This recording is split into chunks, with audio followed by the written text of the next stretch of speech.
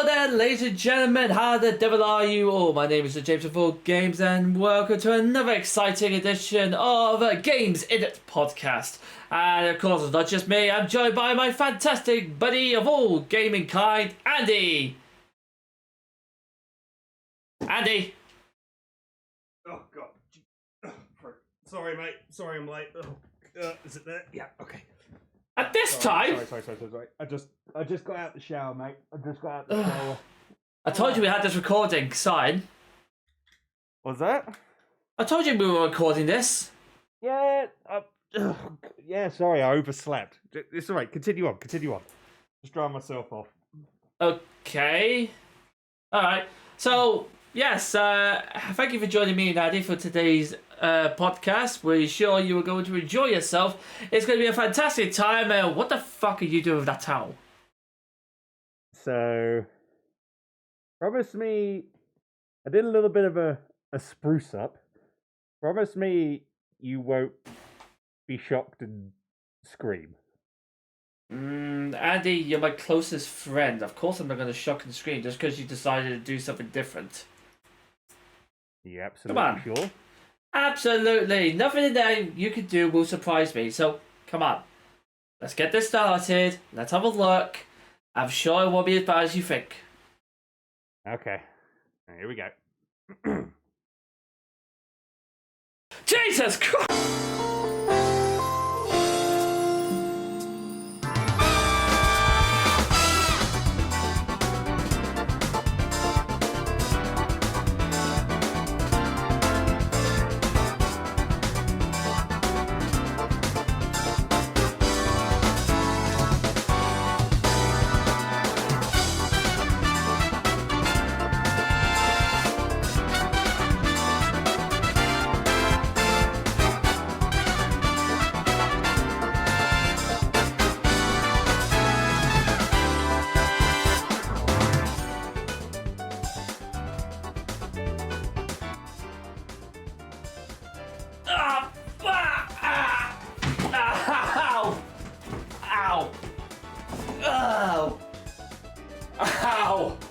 What the hell is that in your face? It's a moustache, mate. Whoa, hang on. Why did you tell me you grew a moustache? I just decided that, one day I was shaving and I'm like, I want to try maybe see how I look at with a stash. And now it's born. Now you have Stash Andy. Stash Andy. Stanchy. Standy. Standy? Standy! That is your new name. Standy. Just some Standy. Hey. Hey. I mean, it's not as good it's not as good as a beloved beard as myself, as you can clearly see. You got to grow more, mate. Now I've had to cut it recently just because it was so fucking edgy. Ain't that the truth? Ain't God, that yes. that's the one thing that's worse about facial hair. Even though we are supposed to be talking about video games, but we'll get to that in just a little bit. This is more Thing about priorities. More priorities about facial hair is that it is very nice and very sexy to have sometimes, but it's just itchy as all hell. If you got rid of the itchy, I'd have a long beard just like Jack Black or something like that. You'd also be less good looking than Jack Black. As one sexy man.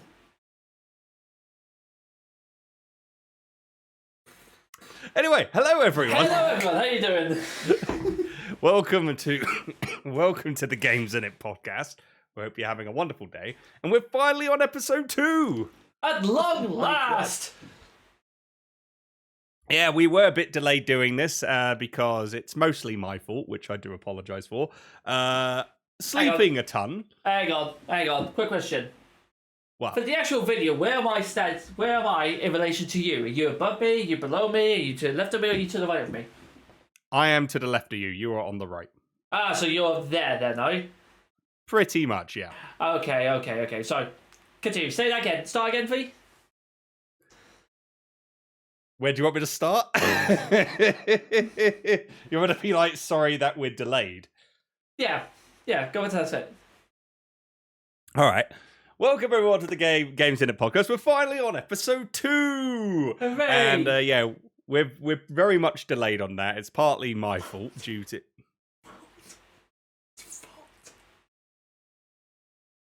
I'm going to pretend I didn't see that. Point best. Well, the best. Yeah, it's mainly my fault due to oversleeping a lot, which I thought I was being lazy for the 1 week. I was at the second week of April. And then we're on the... Oh, wait, now I got to double check. Hang on. You got to double check when you were lazy. Yeah, No, sorry. First week of April. First week of April, over the weekend, we were going to do this episode, but then I was lazy. I thought I was lazy, and then last week, the second week of April, I got a really bad case of the flu.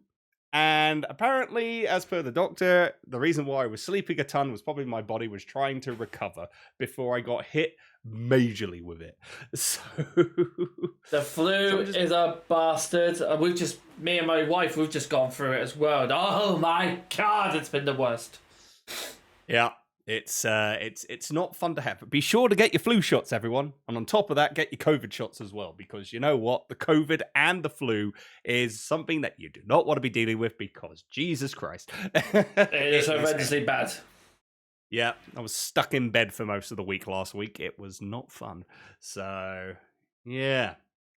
That's the reason why we were delayed on this. So I very much apologize for my body getting sick. That's okay, ladies and gentlemen. We will forgive him just this once. Yay, I get forgiven for this one time in my life. Hooray! But we're here now. And before we dive into stuff, James, how the devil have you been since we did the last episode? I've been pretty good. I've got myself sorted out. Plan my honeymoon, which is happening next week, which I'm so looking forward to. And then just going about working. I'm now on Easter, so I'm off for the next 2 weeks. And I spent the first week, well, technically was last week, was finishing off Pokemon Legends Arceus because it was a fucking arse and a half to get it done. It did take me ages to get into it, but to be fair, it seemed like the same thing with like Breath of the Wild. It took me ages to get into it, then I started getting into it, and I didn't want to put it down. But also, I just wanted God to be transferred over to Pokemon Violet, so I'm sorted now for the next start. So I'm happy that that's now over and done with. And you know, actually, pretty good game. I actually did say, finally got into it, and finally finished it off. You know what, looking back on it now, it was a good game, and I really did enjoy it. What I don't like is trying to capture every single fucking Pokemon that there is known to man. Especially with some, which is on the space-time continuum. So when does the space-time continuum happen? Oh, it happens at random intervals. So how random are we talking? Oh, it could be hours, it could be days. I've only got a few hours to play this game. Can you just let me have this Pokemon? Sure, really? No. Fuck you! That's just the beauty of Pokemon Legends Arceus, right? You're like, can you just let me have this? You're like, I've only got an hour left until I have to, like, go to work. Nah. I don't do. The thing that gets me afterwards is right at the end of it, though. I finally have a piece of God that I can throw out and use in battles and all that stuff. No one fucking bats on an eyelid. They're just looking at it, just throw out a Pokeball. There is God Almighty of Sinnoh! They're just like, neat.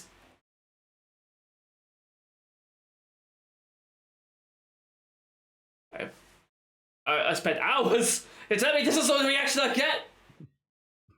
You just get a pat on the head. Yeah, good job. Well done, you. Well done. You're like, is that it? That's generally how it feels like with the NPCs. You just start to go, well done, you.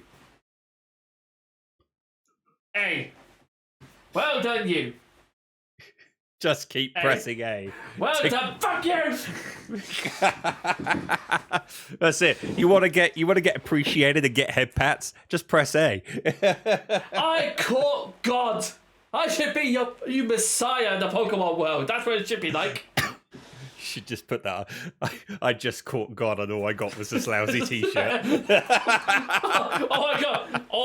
I caught God. I caught the Pokemon God, and all I got was a pat on the head. Yeah, and this shirt for free. Oh, dearie me. Well, sounds like you've had a very, eventful time so far. Oh, been very eventful. Yes, it has. Excellent stuff there. Great. So we are here How about yourself, to talk Firstly, about myself. You? Yes, how I are was you? I was waiting for you to say that. It's like, this is all about James, not about me. Well, I'm glad you know about it now. Oh, well, thank you. That warms my heartstrings. Thanks for considering me, mate. Carry on. We don't have time. That's true. I've been good. Well, apart from being sick, other than that, I've been good. I have been playing some Sonic X Shadow Generations. I have completed Shadow Generations. Woo! Oh my god! I just have to say quickly, even though we talked about it in the pilot. For just a quick review, it's a game. It's a gift that keeps on giving. Shadow Generations. I always thought I got to the end. There's more stuff. I feel like after that stuff, now it's going to be the end. No, there's more stuff. I'm like, wait a minute. It's just pulling me in all the time, and so. Yeah, no, truly a really wonderful game. A lot of fun, good story. I'm currently on Sonic Generations at the moment. I'm trying to be of the moment. I'm trying to get S rank on Egg Dragoon hard mode. Once I've done that, I've fully 100%. I mean, I've got all the gamer score on Xbox. That's all done, but I just want to get that S rank and be fully done, and then I can get on and play, finish off Sonic Frontiers DLC. So, but. Yeah, I mean, if you have you completed it yet, James, or have you just no, not yet?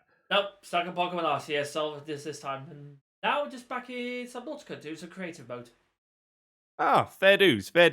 Well, definitely when you get the chance to get back into playing Shadow Generations, yeah, you'll love it. It's great. It really is. They really put down Shadow very well in the game. Thank God for that. Yeah, so you'll be very happy. You'll be very happy for sure.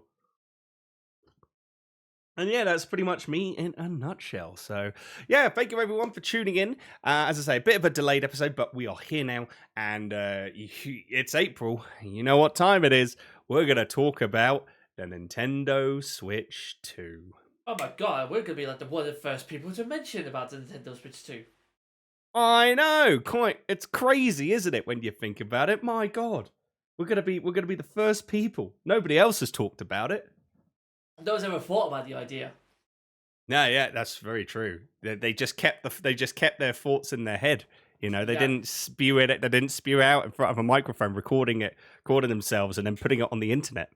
Yeah, especially 3 weeks after it came out. Yeah, I know, right? Who the hell would have that idea? It beats me. I guess we'll never know. We'll never know, indeed. But we'll talk about it. Yes, we will.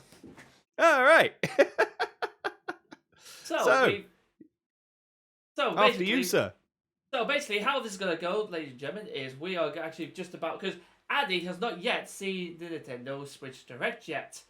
So what we're going to do is, this is going to be his first time seeing it all, so he has no idea what to expect. And he's been lying to me, has actually been looking at the things, but we shall see. But what I'm saying is that we'll be able to actually look through the Nintendo Direct, see what we think, and then we're going to give our own little views on the subject itself. Anything we thought was fantastic, what we thought was bad, what we're most looking forward to. I guess we were supposed to go over a little bit of the controversies between the prices. But, you know, we'll get onto that when they come onto that.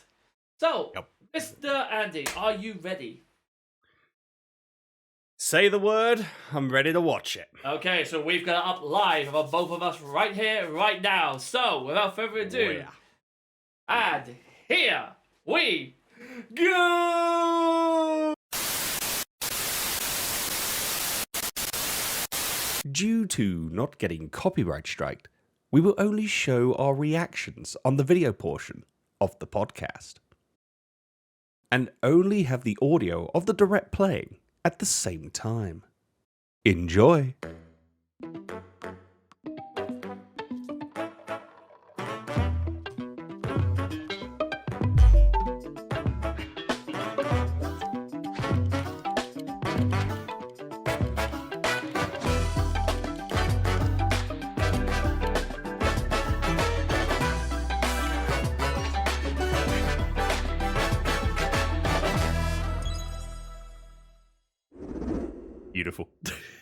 We are so nerdy. Oh, we so are.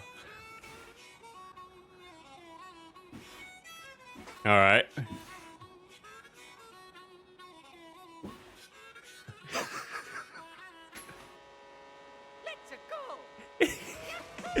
Let's go! Wild West! This is just going to be the highlights of just both of us dancing all the time. Oh, damn right. Hell yeah. So good. You can go in a truck? You can change clothes halfway through. What? That's crazy. Waluigi looking like Majima from Yakuza. What the hell? Mario Kart World! World! Wahoo! I'm the producer for Nintendo Switch 2. I'm Takuhiro Dota, Woo! director for Nintendo Switch 2. Woo! And I'm Tetsuya Sasaki, the hardware design lead for Nintendo Switch 2. Let's go, Tetsuya! What you just saw was Mario Kart World. Depending on the time of day and weather conditions, the atmosphere will change. So if it's set in the UK, it's never going to be raining all the time. That'll be normal And in for this us. Mario Kart game, Yeah. introducing Knockout Tour. Now this one I like the idea of. Race non-stop from one corner of the world to another. Ah, yes. Fortnite You on make it all the way wheels. to the finish line? Basically, you're not fast, you're last. Exactly. Whoa, okay. Also go for scenic drives with friends. The car turns into a Even take boat. photos together at different locations. Yep, I'm getting a lot of, what's it called, Sonic Crossworld vibe from it. Yeah. Definitely getting the All-Stars Racing Transform feel to it, that's for sure, and Crossworlds. That's what I meant. Oh, yeah, no. The game launches on the same day as Nintendo Switch 2. Whoa! More details about this title will be shared in the Shocking. upcoming Mario Kart World Direct. So be on the lookout for more information in the future. Fast! By the time I'm recording, that's tomorrow. Whoa! Mario Kart World launches on the same day as Nintendo Switch 2. These are the Joy-Con 2 controllers for Switch 2. Oh my god, they're the exact same On the right thing! Joy-Con 2, Actually, they're not. C button. There's a C button on it. A C New button? experiences it offers. Lay it on me. It's Discord. On your It's Discord Nintendo. Nintendo Discord. A new feature. for Introducing Nintendo Switch 2. Discord on your Switch. You can also share your game screen. Oh my The god. frame rate at the bottom. Oh, no, my eyes. Okay, I got it. I'm getting a headache just like looking at that. You can This takes screen watching though to a brand new meaning. Yeah. Yeah, I know that Are one. you screen watching me? You're letting me watch you. You're letting me watch you.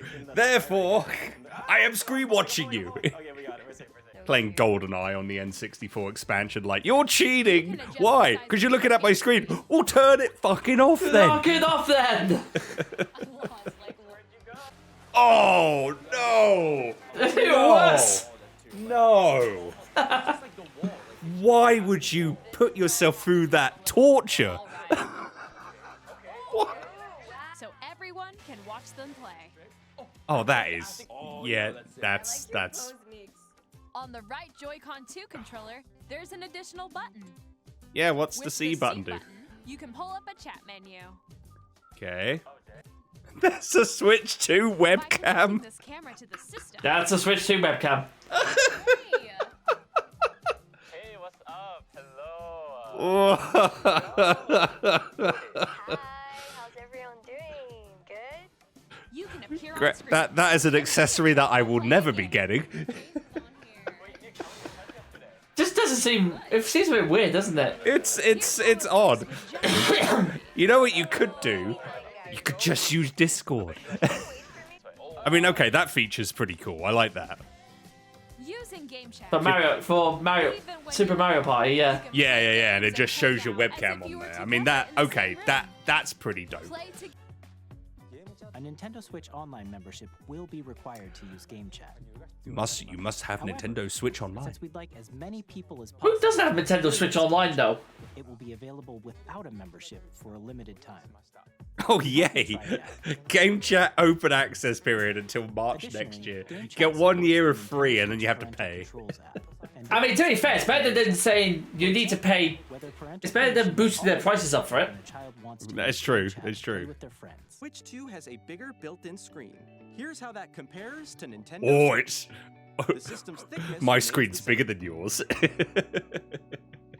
120 The screen FPS. supports up to 120 frames per second. Only available on compatible games. Smoother gameplay and supported titles. Does that mean Breath of the Wild's finally going to be at 40 FPS?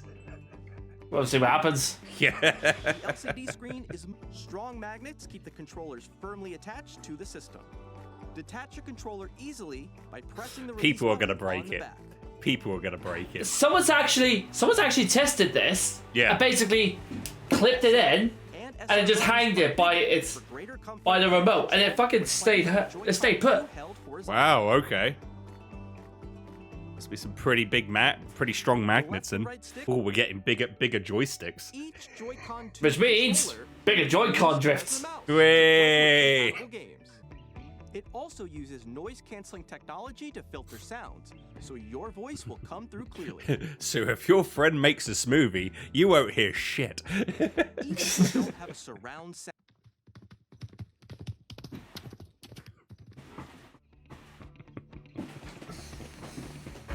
Place your Nintendo Switch 2 I'd be done. wherever you like. That's going into the highlights without context. It's just you just You like can move it freely, like this. Yes. Can that be used to charge? Because if so, Connecting a USB-C camera or charging Thank- in tabletop mode. thank God. Not on the bottom anymore, for God's sake. What if you did both at the same time? Would that charge the power quicker? With 256 There's only one way to internal find out. storage. Also, yo. That of Nintendo Switch. Okay, Storing that's your game a lot. downloads, That's a save lot. data, and more. A hell of a lot more. Reading and Yeah, writing data Jesus. is also faster. On Nintendo Switch 2, you can play Nintendo Switch 2 games as well as compatible Nintendo Switch games. Really? Physical and You can digital play games Switch are 2 supported. games on a Switch 2? Wow. Who saw that coming? Mind blown. Mind blown. Nintendo Switch 2 Welcome Tour will launch as a paid digital Here's the game kicker, on though. the same day as Nintendo Switch 2. So please check it out if you're As a interested. paid digital only game. Now, I'd like to That's share a more paid information regarding digital game. That's No.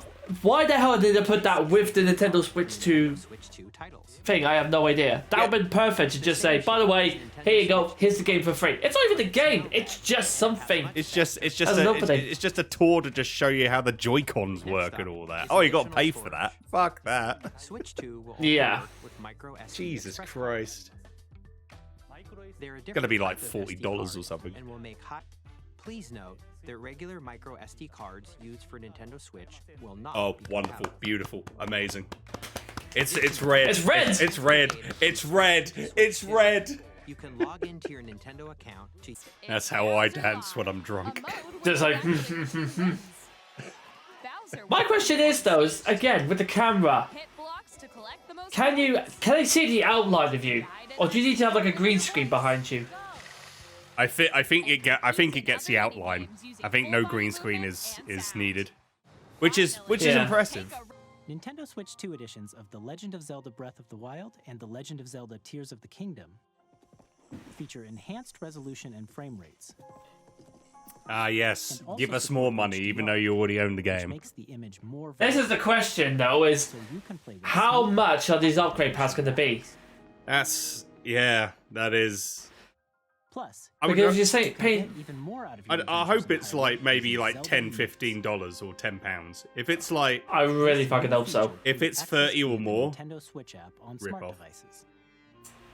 It's a game Oh my specific God. And you speaking about Zelda. the grass isn't like example, it can dropping the help guide you to frames of the various game. locations, like shrines and Koroks you haven't. It's Google Maps for you. It's Google Maps for Hyrule. Yeah. forgotten land. Make a U-turn. U-turn. Additional storage, exclusive to the Nintendo Switch 2 edition. At the along next- with improved graphics At the Ganondorf site, please turn right.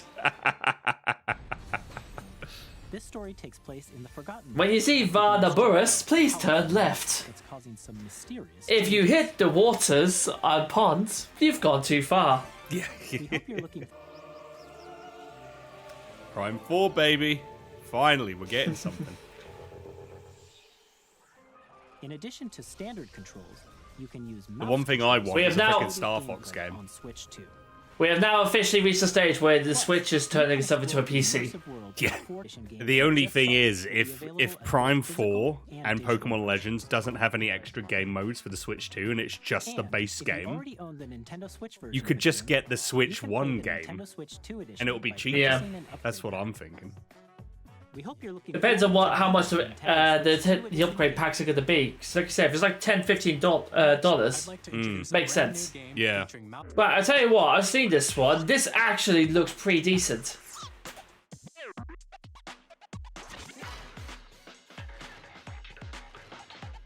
Oh.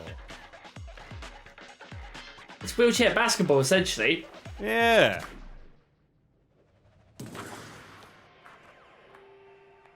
That's pretty cool. Drag X Drive. It's pretty much like Rocket League, but basketball and wheelchairs. Pretty much. But knowing how to do like jump, like how to spin your car like 365 degrees or something. Yeah. High I love the five. fact that you can just dive bomb into the baskets. Yeah. Okay. What we getting? I have long Elden Ring. Yeah. this world is in dark. How badly is it gonna play on a Switch 2? I don't think they would have released it on the Switch too. They didn't think it was gonna play badly though. I'm kind of worried about the frame rate on that, honestly. I mean, you won't be too worried about seeing it unless it suddenly goes, a monster goes and does that, and then thinking, no, it's already on the floor. Then you're just like, oh, I'm already dead. Well, yeah. Tarnished. Amiibos are still a thing? Wait, what? Apparently so. Ah, that's crazy. Amiibo cards are apparently a thing too. Yeah. As we're in the middle of a war. Don't you get it? No, I don't get it. I don't understand it. Same. Children bring hope to our lives, don't they? You could pet the dog. Best game ever. Yep, you can pet the dog. That's all we need though. You now, for Nintendo Switch 2 users, you can now do microtransactions that give us all your money. EA Sports probably would do, let's be honest. What's that? Microtransactions. It's in the game. It's in the game. JK Rowling's a bitch. Sorry. Freaking SpongeBob? SpongeBob. SpongeBob and Tony Hawk? Hello, this is Christian. Never knew that was a thing though. Yeah. We are bringing our flagship title, Hitman World of Assassination, to Everywhere. Nintendo Switch Are we 2. going to get GTA 6 on the Switch too? As the best assassin in the trade, Agent 47. That'd be funny as hell, but I don't see that happening. I mean, we got Hitman, How so. each mission Now, this I'm looking forward to.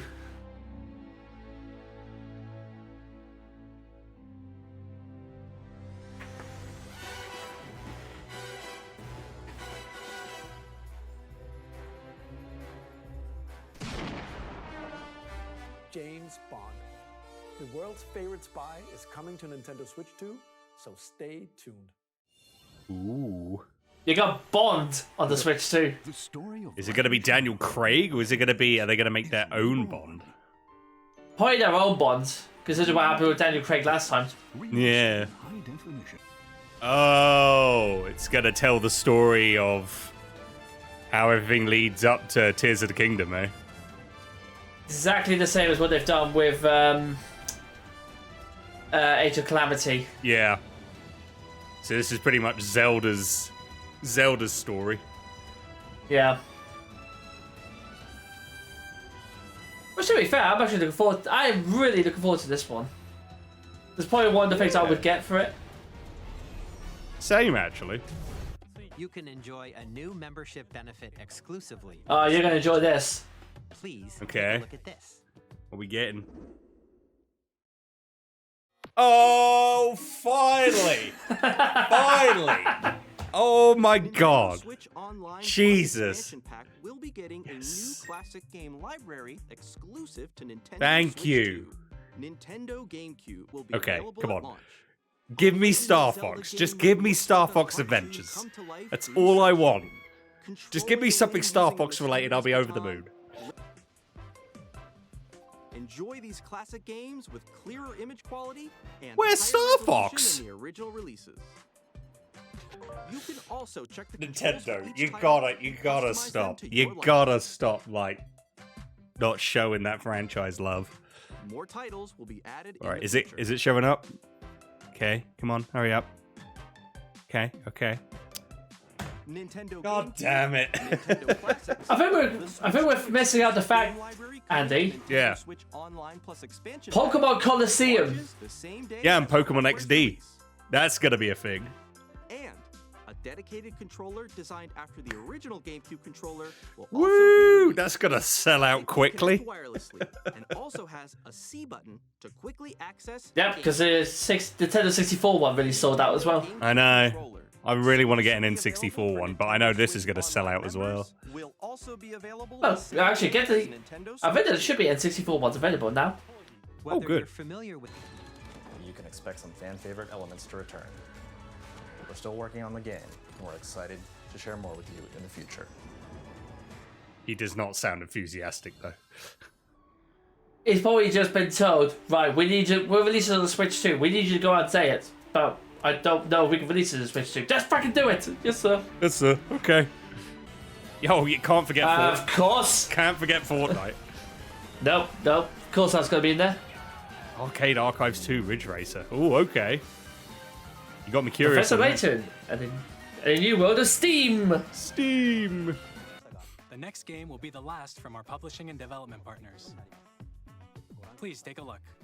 All right. What we gonna get? That's just a game. Just a guy just sitting down on his ass dead. Breathtaking. Game of the year. Absolutely. 10 out of 10. Mwah. My blood. I don't want your blood. I don't know where it's been. That's why we have the lab. Yeah. My life. I don't want your life. I don't know where it's been. Just pricks the finger. Wait a minute. And transport him. Yep. No thanks. Yeah. You're good. Yeah, we're fine. Oh, is this the new Elden Ring? Big Ben! To be fair, first time I saw this, I thought this was Castlevania.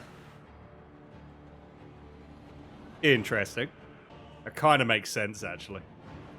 You look at that and you think Castlevania. That's all I'm saying. When I saw the character, I'm like, oh yeah, that does kind of resemble Castlevania. Huh. Okay. Interesting. It's a giant frog with boobs. Some people might be into that. Yeah, never introduced me. Contemplating out the moon. As God, I can't wait to see that death certificate. Yeah. How did he die? He got eaten by a T-Rex. I'm sorry, what? Huh? How? Come again. And one alone. The Dusk Bloods. Oh, all right. I thought that was a new Elden Ring game. I got So everyone else. that. You baited me. Only That's just on it. Mouse Switch Wings 2. 2026. Only on Switch 2. Only on Switch 2. Saw was a brand new game by From Software. God, I hope they bring out Subnautica 2 on Nintendo Switch 2. Please take a look at this. They would have to, right? They have to. Yeah.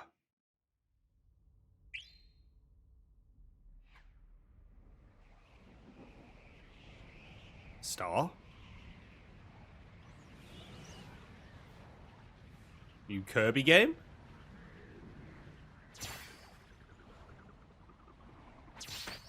New Kirby game.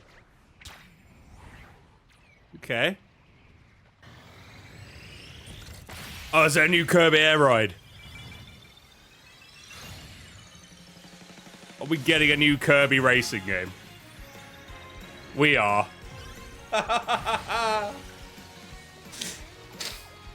Oh my god, they're bringing it back.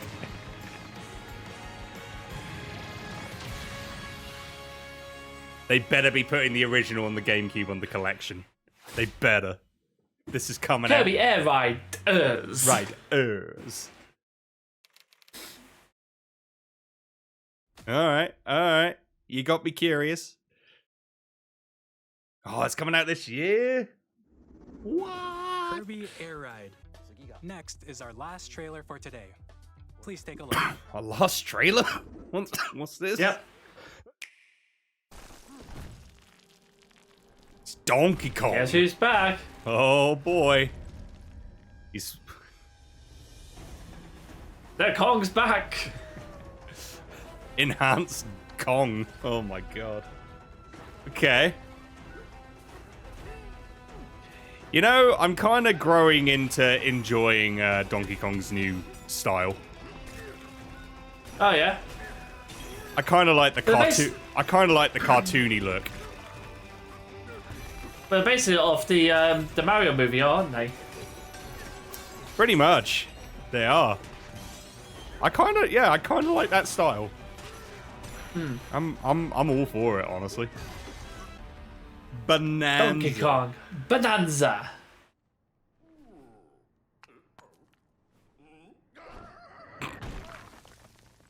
Okay.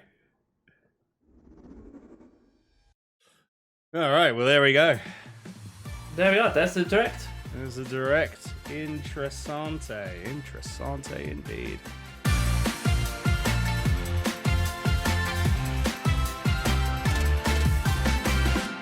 And now, back to the review. And that's the end of the Nintendo Direct. So, what did you think then, Andy? There's a lot to dive in, pretty much. There is a lot to dive in on this. It looks good. Like, okay, they definitely have upped the Switch too from how it was, the original Switch, and as I said, this isn't just an upgraded Switch. We're starting it from the ground up, and yeah, I mean, okay. It's interesting to see. And he is lost for words. He's lost for words. I'm lost for words. Take my money, Nintendo. No. I mean, like, the bigger screen, like, way bigger, which is cool. The ability for the console to actually run games in 4K? 4K? Like, and 60 FPS. Or you can always lower that and actually have 1080p and 120 FPS, which I feel the majority of people and gamers are going to go for that route because I think they much prefer the FPS versus the resolution. And plus also, I think for most gamers, they don't have a 4K monitor. Some of them do, some of them don't. I know I don't. So, I mean, you know, no. So it'll be fine for me, 1080p, 120 FPS.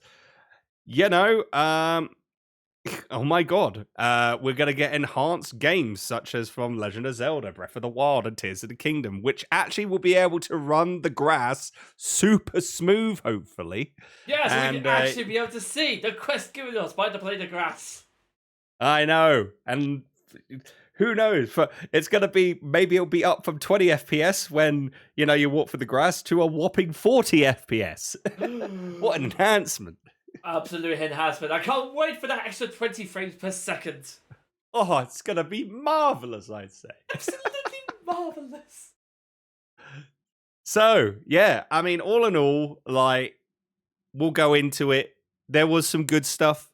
There's the stuff that I was excited about. There was the stuff where I'm like, that's cool. And then there's other bits where I'm like, what the frick? It's like, okay, sure thing, I guess.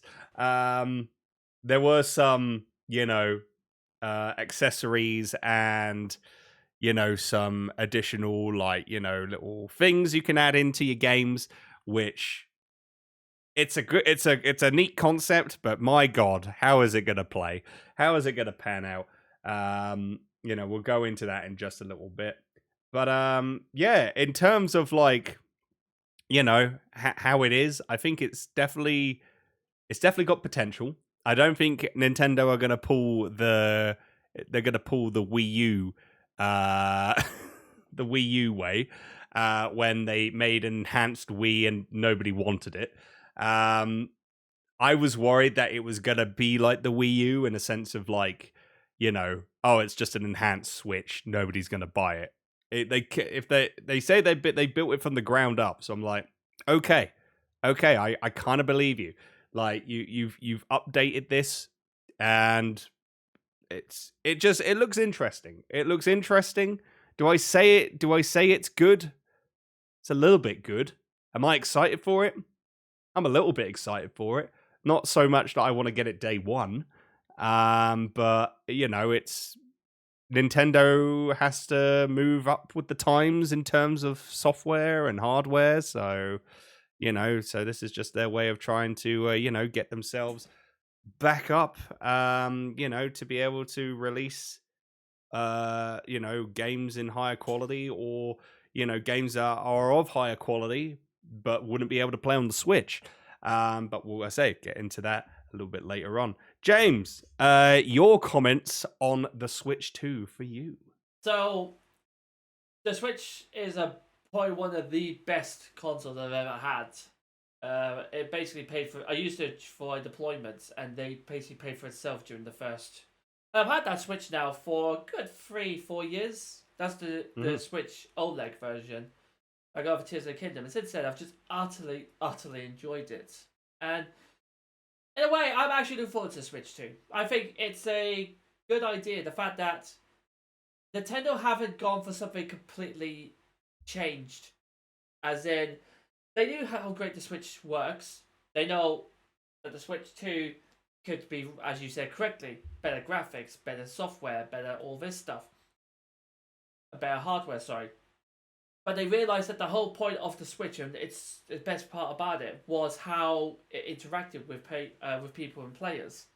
And I think what they've done is they've taken everything that was bad about the Switch, and they've now moved it into a position where they are trying to eliminate all the worst parts that they had of the Switch. Like the screen wasn't that big. Okay, let's fucking build it up then. We didn't like the idea of the little clanky controllers. No worries, we're going to make it bigger so you can actually play a game on it properly.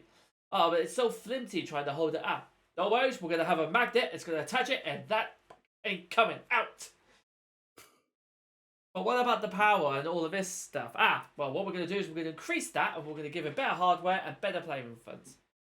But what about the upgrades to the system? Well, we're going to do this. This is how I'm thinking what's going on with Nintendo when they built the Switch 2 was, let's keep the basic concept, the template of the Switch. Let's put everything into it that was bad in a list. What was bad? How do we improve it? And then we throw it in there.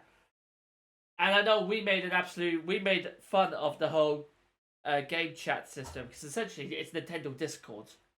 But I really like that idea. I love the fact of being able to talk to each other whilst you're playing the game.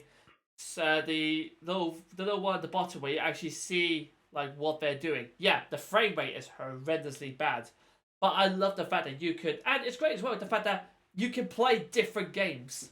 Like if we were basically on the same game chat, for example, you could be playing Sonic Frontiers on the Switch 2, for example. I'll be playing Legend of Zelda, and we'd be able to see what we're doing at the same time. I mean that. God, with the lag. Oh yeah, but the one thing where I would say it was kind of like a bit of a mess and stuff was the game chat. It's like, oh my god, it's Discord on the Switch.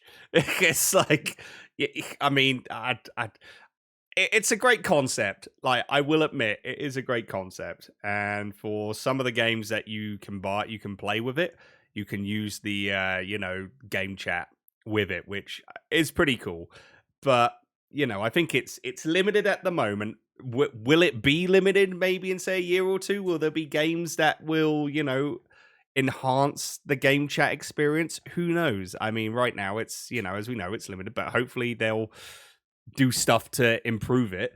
But when you say like I'm playing front, could you imagine like oh, James, quick, put my screen up. I need to show you something in Frontiers. All right, you see this? Yeah, right. I'm gonna run. Like I'm running at normal speed, 60 FPS. You're just seeing like it. Yeah, pretty much. It's like it's gonna be so disorientating when I'm facing an enemy and just everything is just lights and colours just hitting your eyes. I'm like, look at this, James, I beat this boss. Meanwhile, James, my eyes. What the hell happened? I don't know. It just froze. It just froze. Yeah, it's frozen to brightness, and I can't see.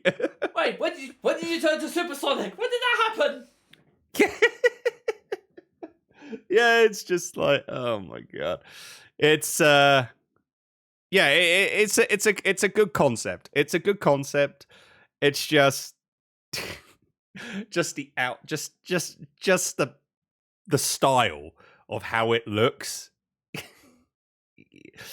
I mean, you could have made it a little bit less Discordy, just saying, but you know, If it ain't broke, don't fix it, I guess. And well, I mean, there's fair. A lot of people out there, including us. Well, I mean, we can't really say anything. We're currently using Discord as it is, so we can't exactly say it's a bad thing, can we? No, we can't say it's a bad thing. No, we can't. So I can see why. So I can see why Nintendo have jumped on there. But for me, it feels like Nintendo with their hardware, they try to be futuristic or future-proof, I guess. Mm-hmm. Where their consoles are pretty damn good to begin with, and then they'll have like a good five, maybe 7 years ahead of the times to say, okay, well, here's what we've got so far. Because by the time the new games in 7 years come out, where the Switch 2 won't be able to play them, they've probably got another few more years where they can go, well, we can update this, but then now we can work on a new project, a Switch 3, for example, or something. And personally, I don't know if I will get it first time, because my Switch is still brilliant. I still love it. But I would say I see myself in a few years' time getting myself a Switch 2 with ease. Yeah, same. Day one, there's people out there that get consoles day one, and that's fair. That's fair. You want to get in with the hype, pretty much. You want to get it like straight away and be like, I'm one of the first people to play this, and show it off if you stream or if you make content on the internet. Yeah, I'm the same. I've never really been a day one console collector. Also, I feel like if you're a day one console collector, you're picking it up at the worst time to pick up a console, because the software is not going to be used to like all these people going on to these into the servers and all that stuff. Give it a good 3-4 months out when they've patched all the major issues on day one, and you'll have a console that you'll treasure for a long time. Unless they connect it to the Switch servers, like if the Switch servers are pretty much Switch and Switch 2, then it should be fine.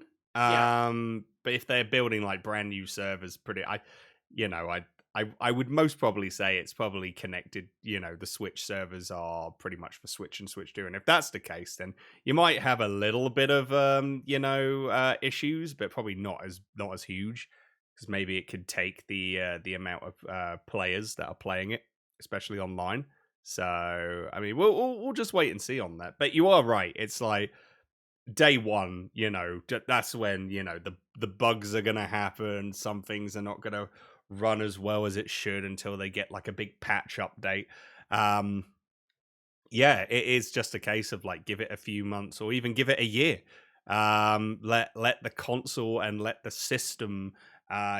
Just let it get updated, let it get patched up, and then once you get it, then a year's time, you will have a decently good console that has been updated, and the foundations have been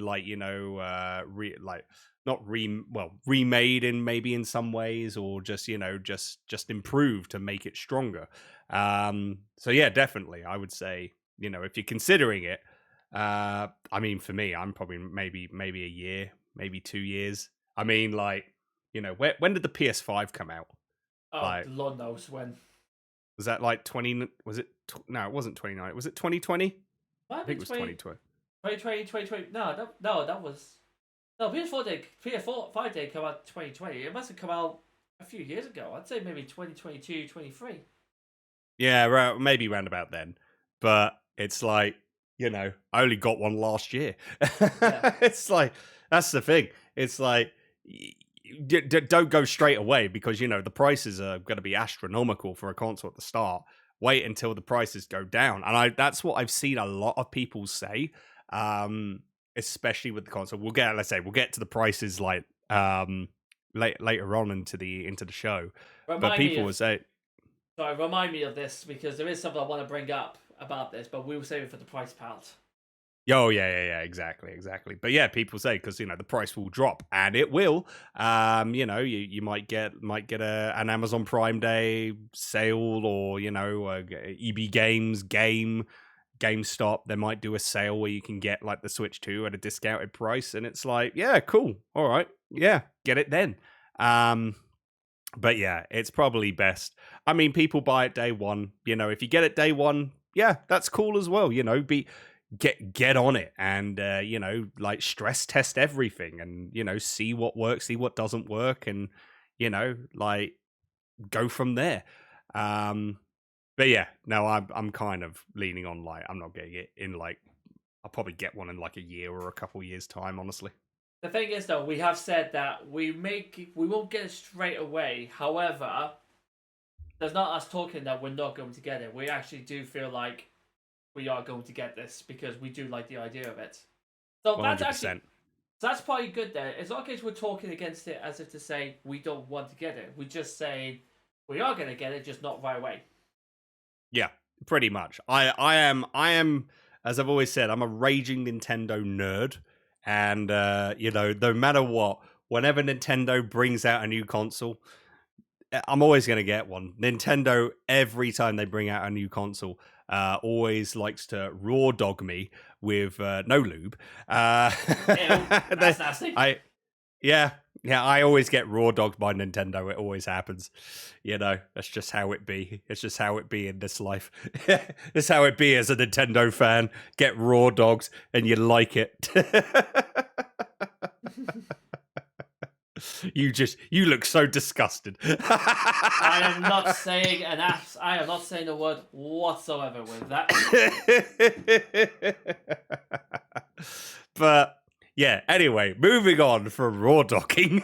Raw dogging. Let's go from raw dogging to dog war. Or something like that. I don't know. We need to do something. Let's talk about the first trailer that came out from the Direct, which was Mario Kart World.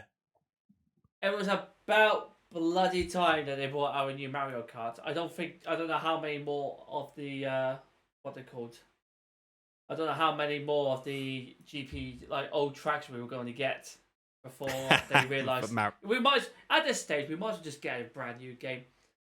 I'll be honest, I'm actually looking forward to it. I think this is a great upgrade from the normal Mario Kart ideas. Mm-hmm. Just the fact that both of them are, what's the word?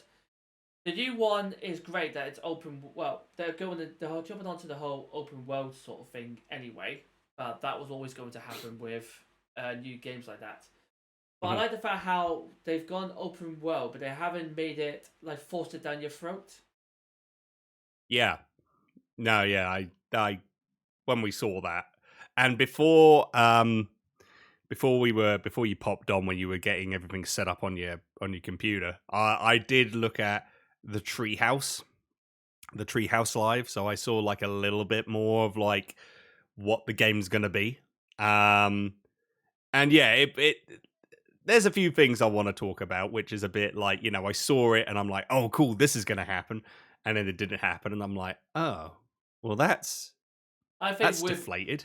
I think we may be on the exact same. I think we both might have the same opinion. If you're thinking if I'm thinking what you're thinking about. So what I'm thinking of is like Grand Prix mode. So you start off, let's say Mushroom Cup, and you're on Mario Circuit, and you do a free lap race. Hang on. Tell you what, I'm gonna say. Hang on. This is exactly what I think. All right. Are you writing it down and then you're going to show it to be like, are we thinking the same thing? Yeah. Oh, we get a new game. We get a new game, everyone. Right off the spot, improvisation. I love it. Improv at its finest. Absolutely. Right. There it is. It's going to stay up the entire time until after we're finished. Can you see that? No, I can't see anything behind that. Perfect. Okay. So, tell me what your issue was. So, start off Mario Circuit, right, on Mushroom Cup. You do a 3-lap race. That's cool. And then it's like, right, now you got a race from track 1 to track 2. That's cool. Okay, that adds on to the open world. And you drive on the highway or motorway or freeway, whatever you want to bloody call it. And then you get to the next course. Sweet. You do 1 lap of that course and you finish. And what I thought was going to be like, because you have 24 players, so maybe it's like you do a course, that's first course, then it's the highway, that's another race. You get to the second course, get points.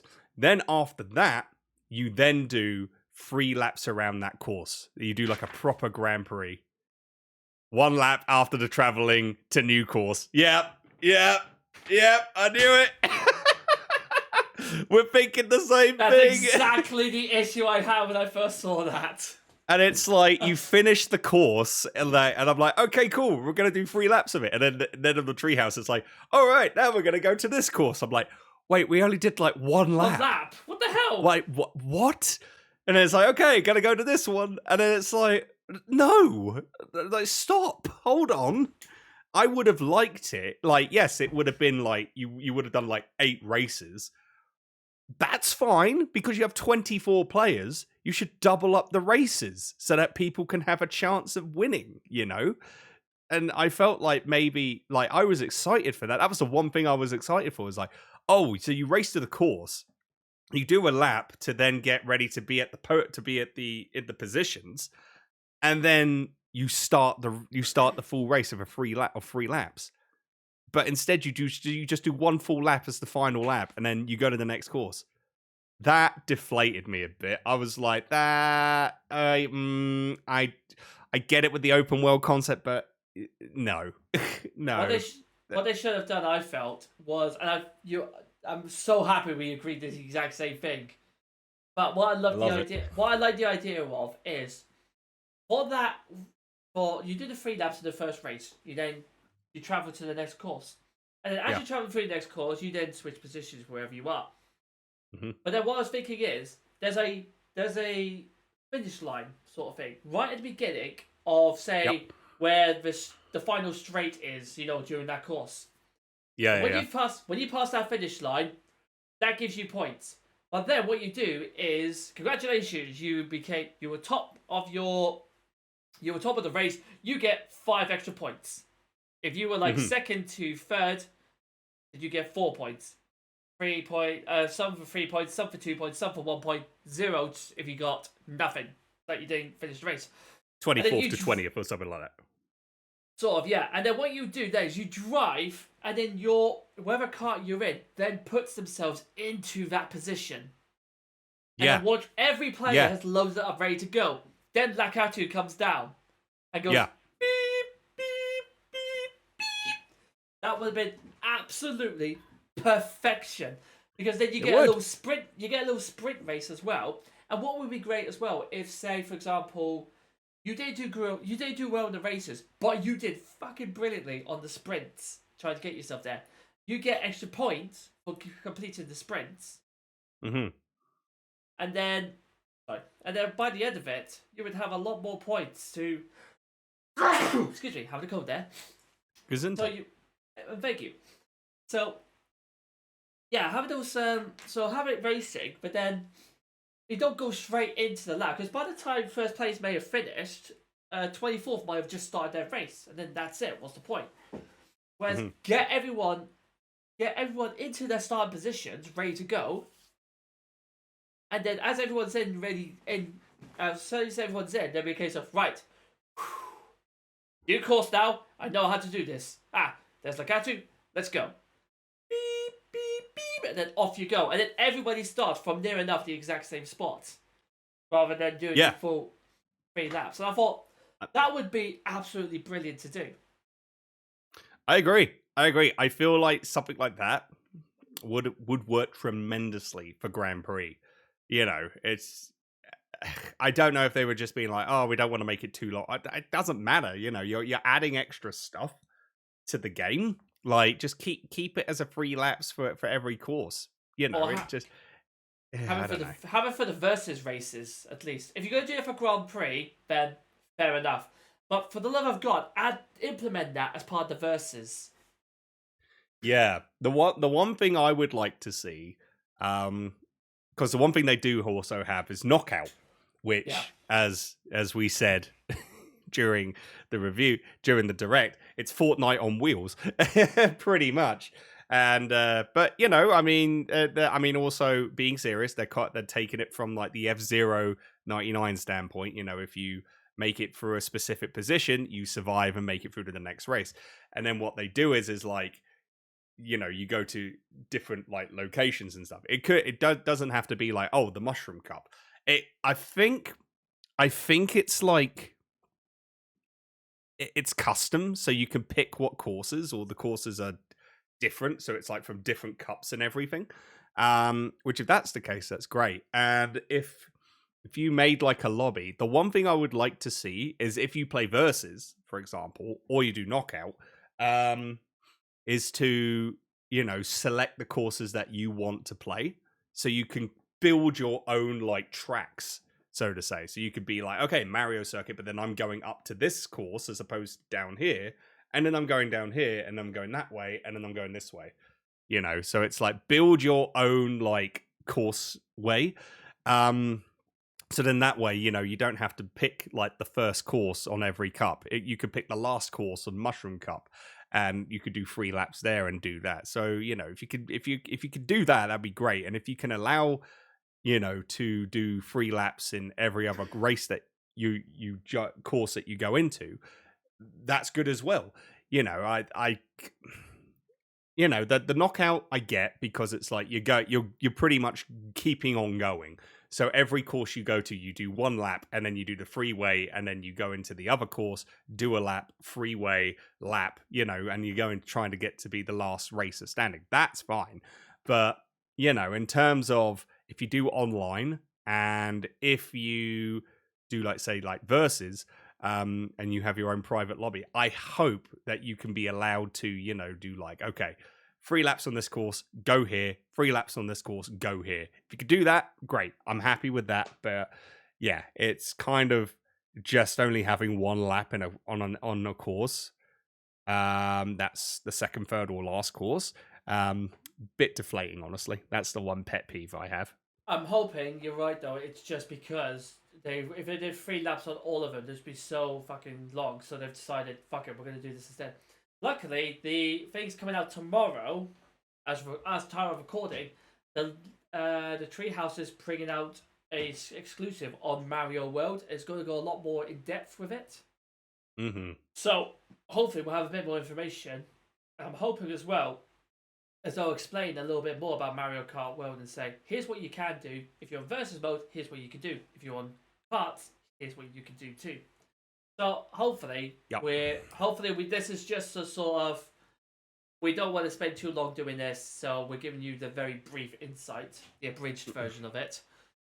But if it hasn't, then what I'd like to see is I hope they bring it out in a future software update. Yeah, hopefully. I mean, yeah, we're talking about the Switch 2 this time, so we'll probably talk more about maybe Mario Kart World in May's edition of the show. You know, just to get more insight as to what's going on. But from what we've seen so far, you know, all in all, excited. I like the new the character styles. Like Mario's different a little bit, which is cool. Luigi looks a little bit different as well, I think. And then also Donkey Kong. Donkey Kong has changed. He doesn't look too serious now. He looks very cartoonish, from the movie, which is pretty cool. So, and I do like that style of Donkey Kong, honestly. So, you know, it's You- great that we have that. You looked very happy when you saw that when Donkey Kong Bonanza came through. Yes, final we'll talk one. more about that. We'll talk more about that a little bit. But yeah, no, I at first when I saw Donkey Kong, like when the first Mario Kart World trailer came out, and I'm like, that's a bit odd. He doesn't look a bit serious this time. And then I'm like, actually, I kind of like it. I kind of like the style of Donkey Kong. And then yeah, seeing him more on Donkey Kong Bonanza, I'm like, okay, I am all in on this new Kong. So this new style of DK. So yeah, I'm all down for that. Also, the character costumes. You can change your costumes like mid race as well, which is pretty cool.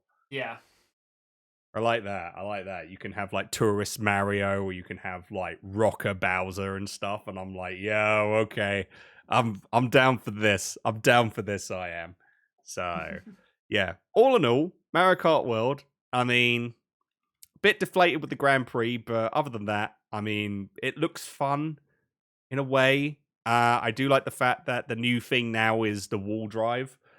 You know, normally we had like the anti-gravity. Now we've got like wall kicking, so to say. So it's like you do and rail grinding. So they're doing a bit of Sonic here in sense of grinding on a rail and then jumping and then going on like a wall and just driving and doing wall jumps. So that kind of is like a new thing. It's a little ironic that Sonic the Hedgehog stole a hell of a lot from Mario Kart, and now Mario Kart's done the exact same thing, just stealing from them. Yeah, pretty much.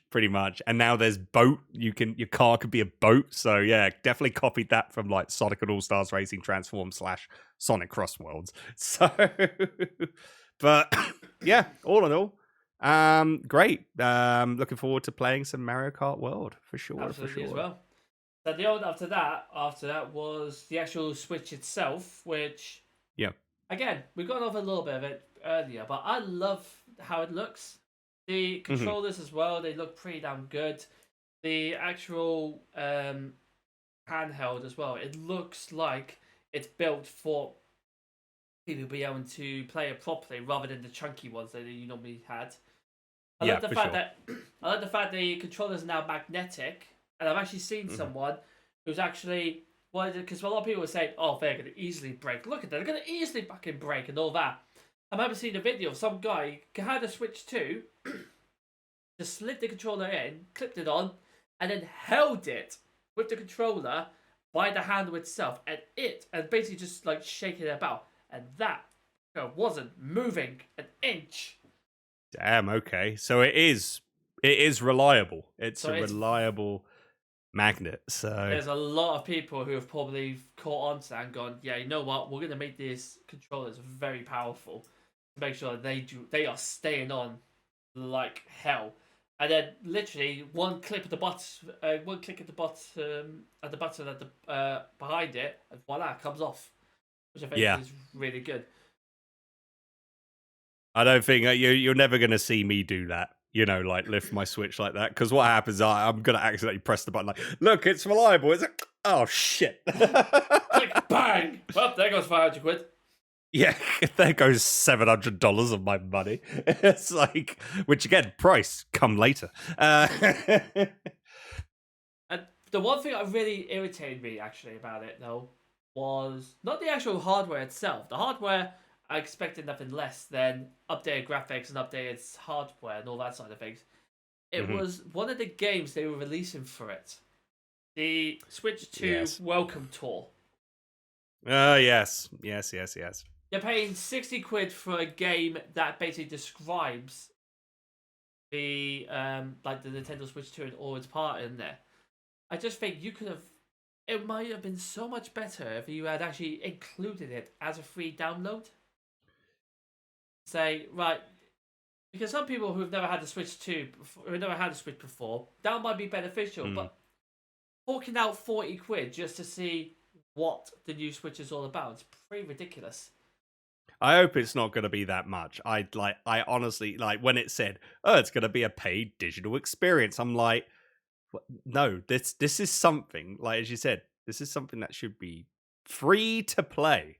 There was something, I forget, Like there was a game on the Wii U which was for, I think it was free. I don't know. There was like, think of it as like PlayStation, as the Playroom. Remember like the Playroom? Like, or Wii Sports on the Wii. Yeah. I think because you get that game for free as well with the bundle. But it's like, picture it as like the Playroom on PlayStation. Like, every time you get a PlayStation, that's included. And like, you don't pay for it, and you play it. There's games on it that you can just experience that on the PS5, on the PS4. You know, just do it like that. Just have it as a free pre-installed game on the Switch 2. Yeah. And like the fact that, you know, it's just a game that, you know, explains what to do with your Joy-Cons, what to do with this, the history of the Switch 2, how is it made, and it's like, and we're going to give you all these demos and mini games. Oh, but you got to pay like $20 for it. It's like, what? No. I'm sorry, if I like, give it to me for free and I'll try it. But if it's a paid experience, sorry, I don't want the experience, Nintendo. It's like, I don't want the experience. No. It's like, that kind of got me a little bit annoyed on that, because, I mean, hopefully, if it's cheap, if it's like, you know, £2 or $5 or something like that, okay, fair enough. It's like, you're making it very cheap. I'm okay with that. If you're gonna make it into like kind of like up on the price of terms of like how like third party games are gonna be like in the $40s or $50 or the £30 or £40, I ain't paying for that. I'm sorry, what? What? No way. Absolutely not. That, like, you know, I hope as well, if they, you know, okay, if you don't have the expansion Nintendo Switch Online, then you have to pay for the game. But if you get the Nintendo Switch Online with the expansion pack, and you get it for free, okay, I'm cool with that. But if you have to pay like kind of like a third, like same for a third party game, nah, I'm not getting it. Like, yeah, definitely not. Just to learn about the history of the Switch 2. Yeah, no thanks. I don't need to learn the history of the Switch 2. I already know it. Yeah, I already know. Because we saw the directs. It's like, that's all we need. See, the one thing for me is the Switch 2 editions of games. So we've got Super Mario Party Jamboree, we've got Kirby and the Forgotten Land, we've got Legend of Zelda, Breath of the Wild, and Tears of the Kingdom. All right, cool. Like, you know, of course, like it's just gonna be, you know, with like enhanced improvements of graphics, gameplay, and also additional add-on content, especially on Kirby and Super Mario Party, which is great. You know, and then it's a case of like, oh, if you have the original Switch version, you can buy for the upgraded pack. I get it because PlayStation did it, especially with some of their games. Pay something extra, you get the enhanced version if you have the game. Okay, fair enough. You know, with how much, you know, we can go into the price discussion now if you want, just to get it out of the way. Because every time we're going to talk about games, we are going to be talking about the prices. Price. So we might as well just get it out the way. But just rip that band-aid off straight away. Rip that band-aid off. Just let it heal. Like, put some salt in it and then just let it heal. But see, this is the thing for me. Because Nintendo have always, for their first-party titles, they always increase the prices. It's always been like £30, £40 or $50 to $60, or for me, here in Canada, $70 to $90. It costs $70 to $90 for a Switch game, for a Mario or Zelda or a Pokemon game. And it's like, that is a lot of money. And, you know, games, the Switch 2 games are going to be even more expensive. I mean, like, for me, for Canada, it's going to be triple digits. It's going to be £100, £110 per game. So what the frick? I mean, how much is it supposed to be in the UK? I think it's like 60 quid or something in the UK, 80 quid something. That's ridiculous. That's absolutely ridiculous. Like, how you think people are going to be paying like that much for a single game all the time? Absolutely not. So the one thing I always wanted, and game companies will never do this because they have to think of the money. Yay, capitalism. But the thing is, for me, is like, if you have a copy of a game that has a Nintendo Switch 2 edition, I would just love it if Nintendo did like, hey, because you've supported us for these number of years, we will give you the enhanced version for free. Like, if they did that, like, Nintendo's got so much money in the bloody bank. Like, you would think that they could just give it enhanced. If you don't have the copy of the game, I mean, like, I get it in a way where it's like, but if you give like the enhanced version for free, people will just buy the Switch 1 version. And I'm like, yeah, okay, I get that, and I understand that. This is why I'm thinking of an idea is like, if you bought a game for the Switch and you have played it for a consecutive number of hours on your Switch 1, when you get a Switch 2, the Switch 2 will notice how many hours you played of that game, and if you've played a consecutive amount of hours, you then get the enhanced version for free. If it's under that consecutive amount of hours, then yeah, you have to pay for it.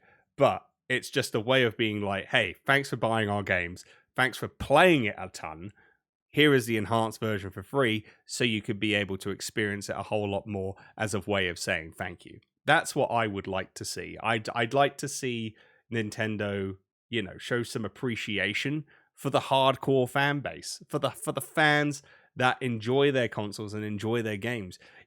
James, for example, like, I'm sure you've put in like so many hours into Breath of the Wild, for example. Like, how many hours do you think roughly you've put in? Good 100, 120 hours. Yeah, around about then. I would say probably like maybe 80 to 100 hours. If you get to like that amount, you should get the enhanced version if you get a Switch 2 for free. That's what I feel like. If you haven't, then yes, buy the enhanced version. But, I just feel like, by putting more money into a game that you've already bought just to get maybe, like, say, added content or, just improvement, I don't like it. I don't like it. It's just not for me, honestly. See, the way I see it at the moment is that the Switch 2 upgrade or upgrade packs are just like DLC, really. They just extra downloadable content. But I think these people are having to put money in order to make sure that the games actually run as best as they should. And unfortunately, there's people who are probably going to be spending hours to make sure that everything is updated correctly and working. So, to justify their wages, I could kind of see the reason why they wouldn't give away for free. But what I would say is only those upgrade packs, like you said, after a certain amount of time, if you played X amount of hours on it, then absolutely we'll reduce the price, but maybe like £20, £10, like £15 to £20, for example, to do the upgrade pack, because you're not buying the entire game once again. All you're doing is essentially updating the software. That's all you're doing. It could literally be a case of you pay £20, like with you have with DLC, upgrade your game cartridge, then upgrades itself to say, alright, this is now implemented in the system. Roger, happy days, in it goes. So I can see why these better graphics and upgrade packs would be good. If they're expecting us to pay 40 quid, 50 quid or so, for a game that I've played for ages already and completed, and the only thing you're offering me is extra graphics styles, then nah, no chance. There's no way I'm paying 40 quid for it. 20 quid? Then you know what? I'll forego a packet of biscuits if needs be in order to get them. Yeah, I'll forego a packet of custard creams. Exactly. Yeah, exactly. I think, like, okay, I get it. I just feel like, Nintendo and just every other game company or, console making company should, give something back to the community. as a way of saying thank you. That's just me because, To it's... be fair, they have done, and it's actually, I thought, quite nice. They've actually sent out emails to certain Switch users. Fortunately, not myself, but that's just... yeah, I never got one. Nintendo, where's our email? But what they're doing, especially to stop scalpers trying to nab all the Switch 2 consoles, what they're doing is they're opening up a pre-order release for those who are like active and devoted Switch fans. If you've got like over like 120 hours or something on the Switch, if you've got X amount of like games on your Switch, if you've got an online membership, for example, for like say 2 years, something, you'll get an email from Nintendo, and they will say at this time when pre-orders start, for the first 4-5 hours or something of pre-orders, this window is open to you, the fans. Nobody else will get into it. It's just you guys.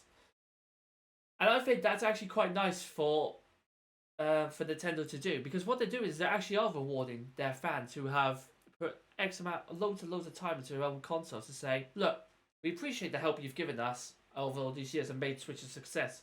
As a thank you, because I know you'd be excited to get the Switch 2 as well, we're going to let you have 3-bit dibs on it before we release it to everyone else, because you guys have deserved it. And I think that's a nice gesture to give that Nintendo have done to like to different people.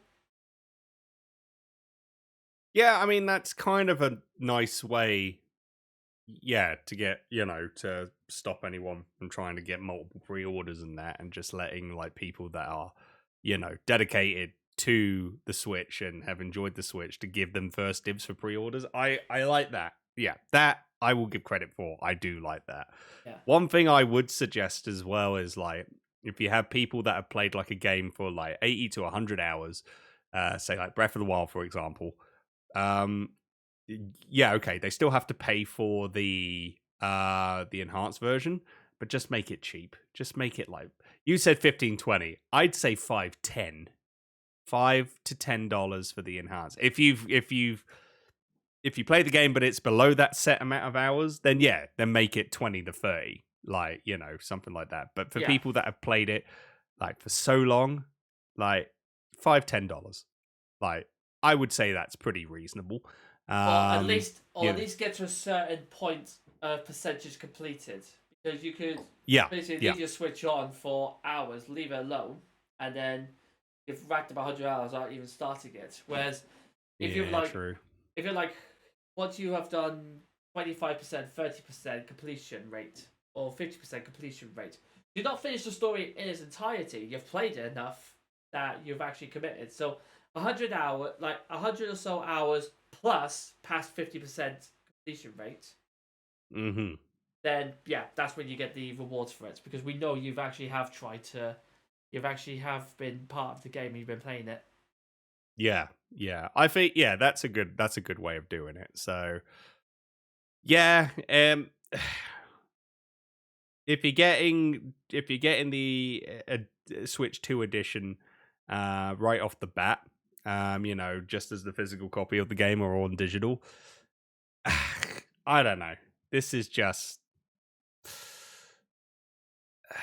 not a lot of people are going to buy the games, or not a lot of people are going to afford to buy the games. And this is just, it's just a sucky situation to be in, where it's like prices are going up, but people don't have money in order to, get the latest consoles, or just be able to afford.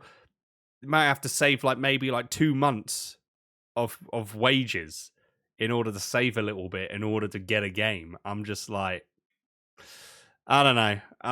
Like here in Canada, $110 per game. It's just depressing. No one's gonna have that. No one's gonna have that money, especially this time of year. Yeah, no, and it's like I don't know if that's first party titles. Yeah, they're gonna be like that, but I don't know if the third parties are going to be like that. If Final Fantasy VII Remake, that's going to be one of them. Elden Ring's going to be one of them. You know, if I'm going to see that for like $110, I'm like, nah, I'm not going to buy that. Like, no. No way. Not going to buy it in general if it doesn't work correctly either. That's the thing, because we've got like I said, Elden Ring's coming out, Final Fantasy, we've got Borderlands coming out, all these like high intense games in a way, I'm curious to see how Elden Ring's going to play on a Switch too. Like, yeah, okay, they've upgraded the hardware, fair enough, but is it honestly going to run it at 1080p, like 60 frames per second, maybe 120 frames per second? Or is it going to run in 4K? Like, yeah. I don't know. I'm kind of skeptical on that, honestly. Like, yes, they got the 4K capabilities. Yes, you can run games at 120 FPS. That's cool. Some games. I mean, yeah, we're also getting Metroid Prime 4. That's going to be coming out on the Switch and the Switch 2. So at least the one cool, neat thing I like with Nintendo is that they are going to make new games that are coming out.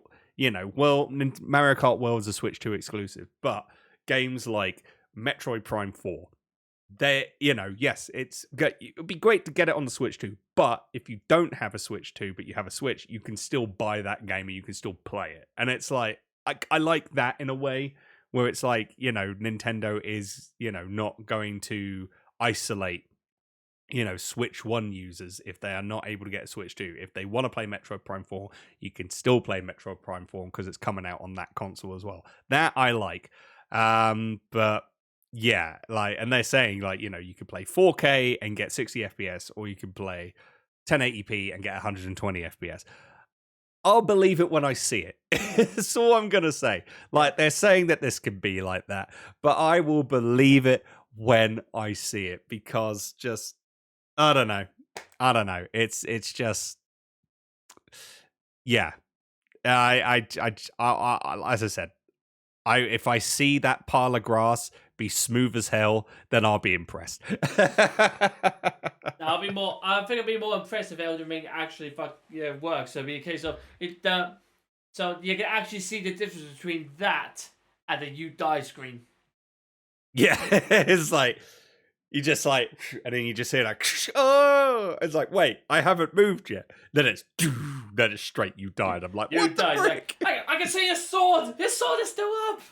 His sword is still up. I'm still alive, according to the game. Oh, okay, now I'm dead. No, I see I'm dead, yes. My God. So yeah. I don't know how the price is, like, in terms of the console. Like, how much is the console, like, in general in the UK? Have they put up a price yet? They haven't put up a price yet, I think. If they have done, then they have beaten me. But I'm actually gonna double check as well, actually, just to see if they have put a price up. Yeah. Nintendo Switch 2 pre-order Canada. Pre-order date just tipped for Canada. Okay. Let's have a look. Is it gonna say how much it costs? Can you tell me how much it costs, please? All right, I've got it. So just the Nintendo Switch 2 system on its own, $629.99 Canadian. With the Mario Kart World bundle, $700. So it is $700. Jesus Christ. Oh my God. That's just wild. I would most probably say it's going to be probably £400 to £500. Yeah. Hang on, let me have a look. Hang on. You go on Nintendo's website, because that's how I found it. Okay. Nintendo website, there you are. This is all improvised, everyone, and we are keeping this in. We are still keeping this all in, damn it. We are not stopping the recording, not one bit. But whilst James is waiting for that, I will have to say that, I do feel sorry for, everyone in the US, because, they're getting hit with delays, And I don't know if the US has a price or not because of the tariffs. You know, like, not to get political, but what a load of horse shit. Hopefully this tariff situation though will actually get itself sorted to the point where they'll be able to say, yeah, we can finally release it. Oh, here we go. Nintendo Switch 2 is launching on Thursday, 5th of June with a retail price of £395.99 for the console, or £430 should you opt for the Switch 2 and Mario Kart World bundle. Okay, that's a lot cheaper than I thought it was going to be. So that's what I thought as well. Yeah, all right. UK getting it good. Damn you.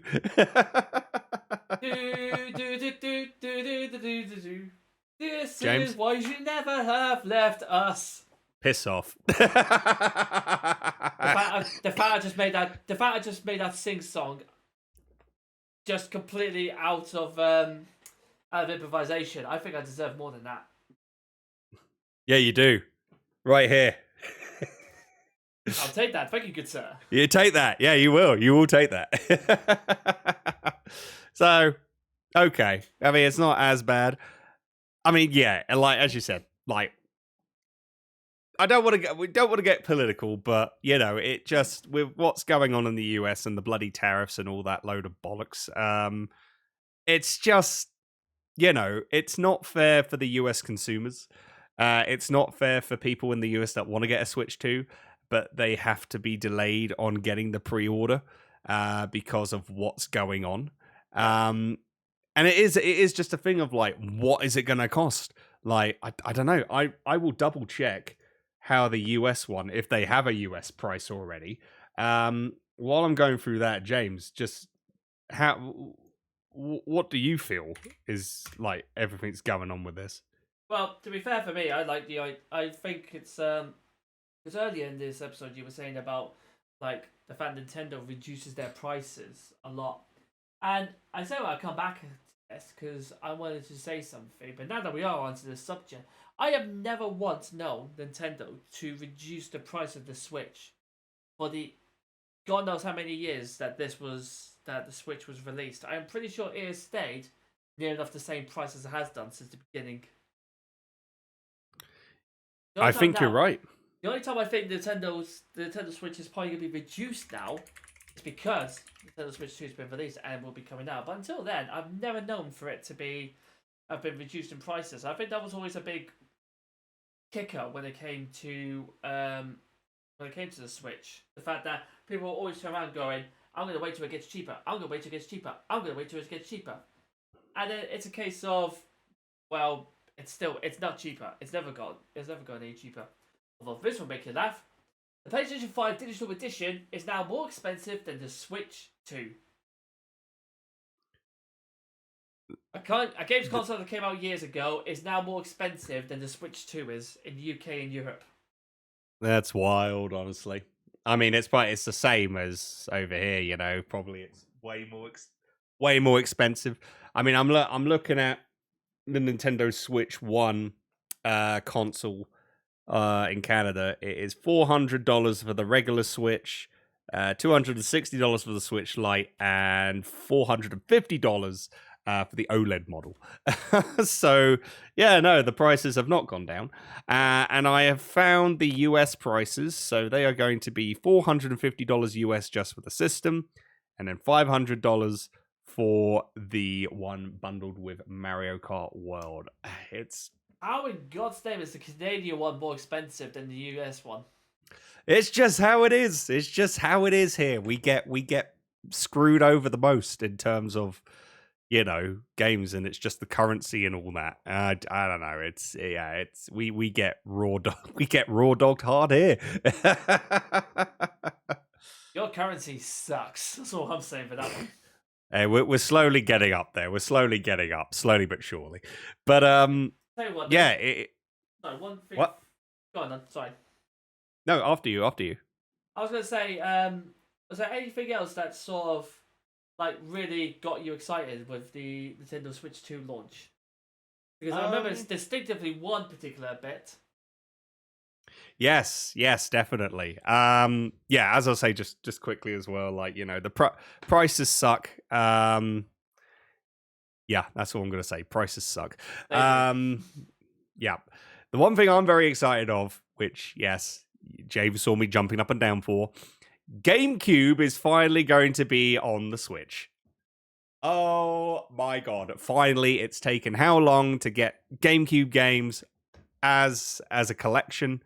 Very looking forward to it. The only downside to it is there is no Star Fox Adventures or Star Fox Assault.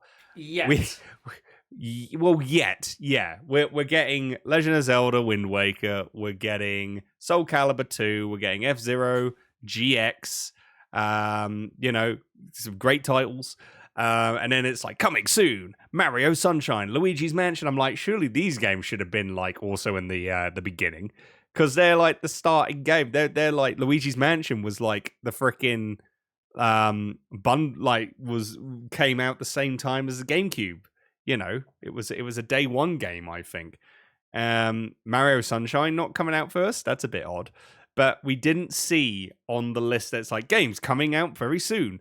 We did not see Star Fox Adventures once, and I'm kind of disappointed in that. And I have been saying this multiple bloody times.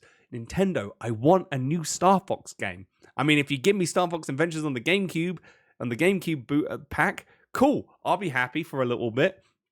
But I want, come on, you're in a new console era. Just give us a new Star Fox. You know, like, I don't want a remake. I don't want a remaster. I don't want a remake of specific games.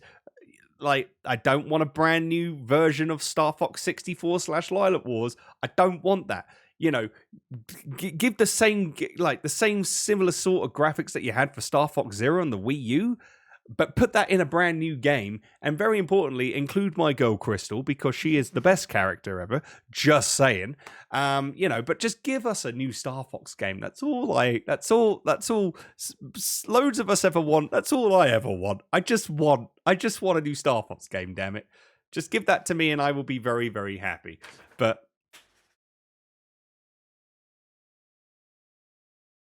I'm a bit concerned. For those of you that are listening to the audio version, James is writing something on that piece of paper. No, and I don't know. No, I'm just writing a letter to Nintendo Direct. Oh, yeah? I am getting harassed by someone who wants Star Fox out on the GameCube. Please, please, please, bring it out. I can't listen to him anymore. Yours sincerely, Ouch. James. P.S. Ouch. He's hurting me. Ouch. Please, not the face. P.S. Not the face. Oh God, not the face. Oh God, that hurts so much. P.P.S. Please excuse the red mark on this letter. I spilled tomato ketchup. Yeah. Oh God. But no, I just want a new Star Fox game. That's all I ever want. But you know, I mean, one thing that I was excited for, and you're excited for the GameCube, Pokemon Colosseum and XD are coming out. That is official. So the games that cost like £200 to £300 or dollars on eBay, you could just play on the Switch too now, which is great. That's brilliant. I love that. I love the fact you look on eBay, they're like, this is like £300, collector's edition. It's like, fantastic! I'm going to play for free on the Switch. Exactly. The one... Excuse me, I'm still dealing with a chesty cough here. The one thing... Yeah, I know, don't worry. I'm trying to mute myself on it. The one thing... Huh? Please do, it's getting distracting. How freaking dare you? You bastard. So, the one thing that I'm kind of thinking and hoping for is Pokemon Colosseum, Pokemon XD. You could be able to take the Pokemon and put it in Pokemon Home. I don't know if that will happen, but if they were able to, that would be pretty sick. Or you could just do, I don't know, you do something simpler than that. You could just release all the previous Pokemon generations on the Nintendo Switch as one massive game, which I've been asking for the past 10 years. And you thought I was mad with Star Fox. Hey, I have a right to be mad about Pokemon. I have a right to be mad about Star Fox. We haven't had a game since the freaking Wii U. We haven't had a good game since the fucking Wii U. But you still have games. It's like, God damn it. Come on, James. Let me have my moment. Nah. Okay, fair enough. Yeah. But, yeah. So, I mean, like, they're bringing out some really good games on the GameCube for starts. It'll be interesting to see how they play. Of course, we got a GameCube Switch 2 controller. So much like the Nintendo 64 controller, that's going to sell out very quickly, and then people are going to be selling it for $500-$600. Screw you, individuals, mostly, because I know you're going to do it. Oh, damn right we are. I mean, who? Yeah.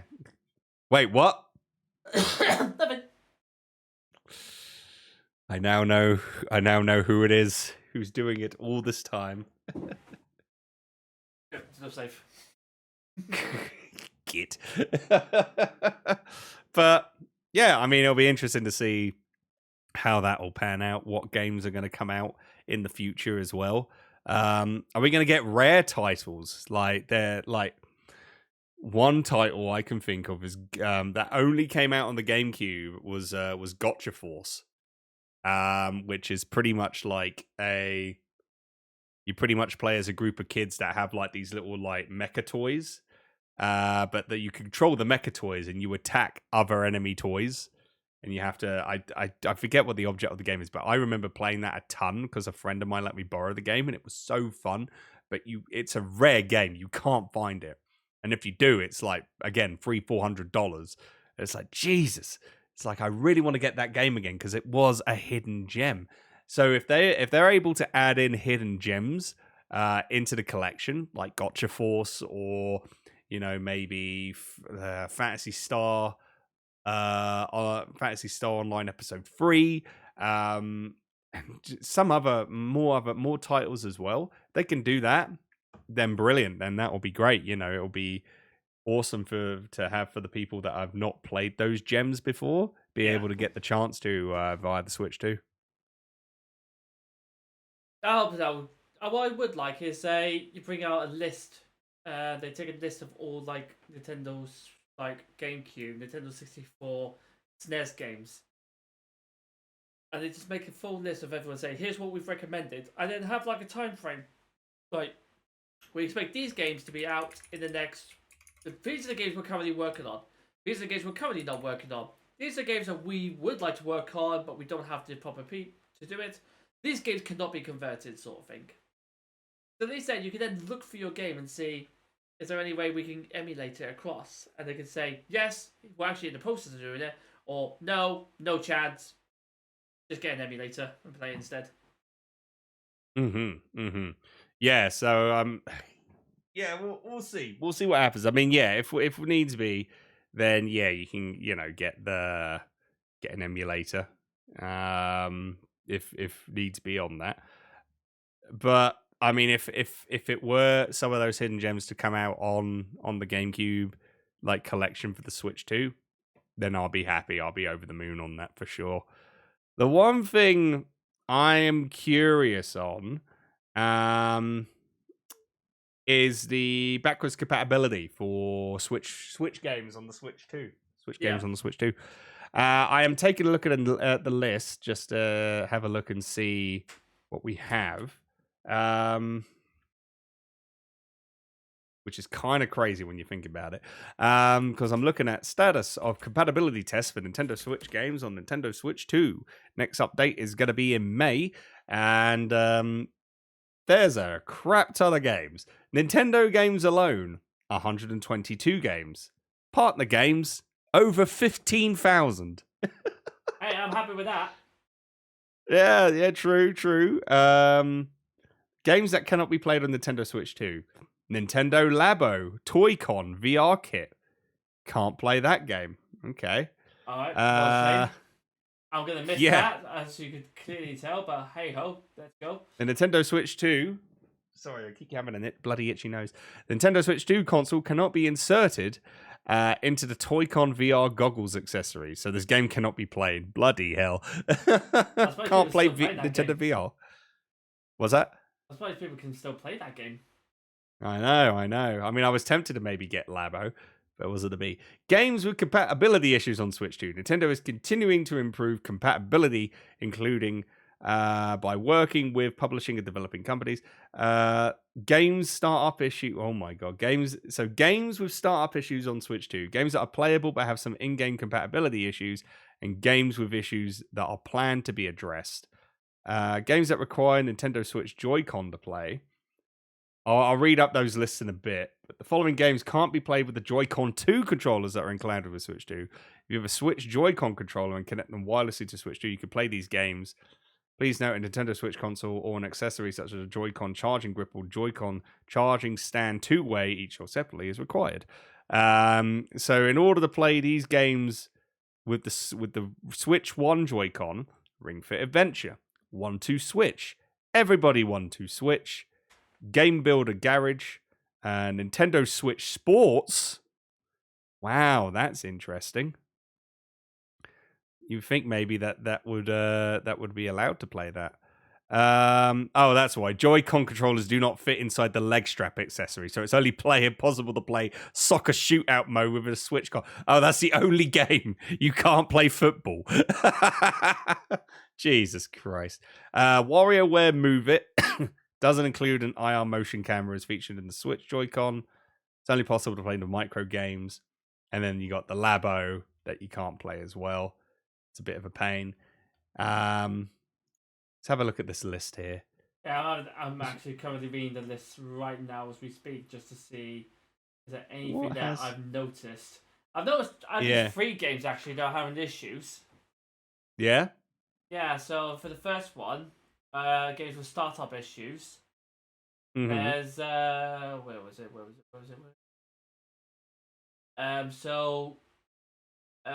Jurassic Park Classic Games Collection. They're having issues with that one. Oddworld Stranger's Wrath. There's one here actually. South Park The Fractured Butthole. Oh, that's having issues? Yep. Star Wars Episode 1 Racer. The Jackbox Party Pack. How the hell was Jackbox having issues? I didn't know Jackbox was on the Switch. Yeah, Jackbox is on the Switch, yeah. But apparently Party Pack and Party Pack 2 have issues. That's a bit weird. We also have Wolfenstein 2, The New Colossus. That's a shame, but I will live with that because it's not the main game I'm having issues with. Oh! Nintendo Switch games that start up on Nintendo Switch 2 but include some in-game compatibility issues. Alien Isolation. Huh. Oh, damn. That's crazy. No! Family Chess! Not Family Chess! No! How else am I going to beat my dad? Oh, no. Oh, no. Oh, no. Just Dance 2019 edition.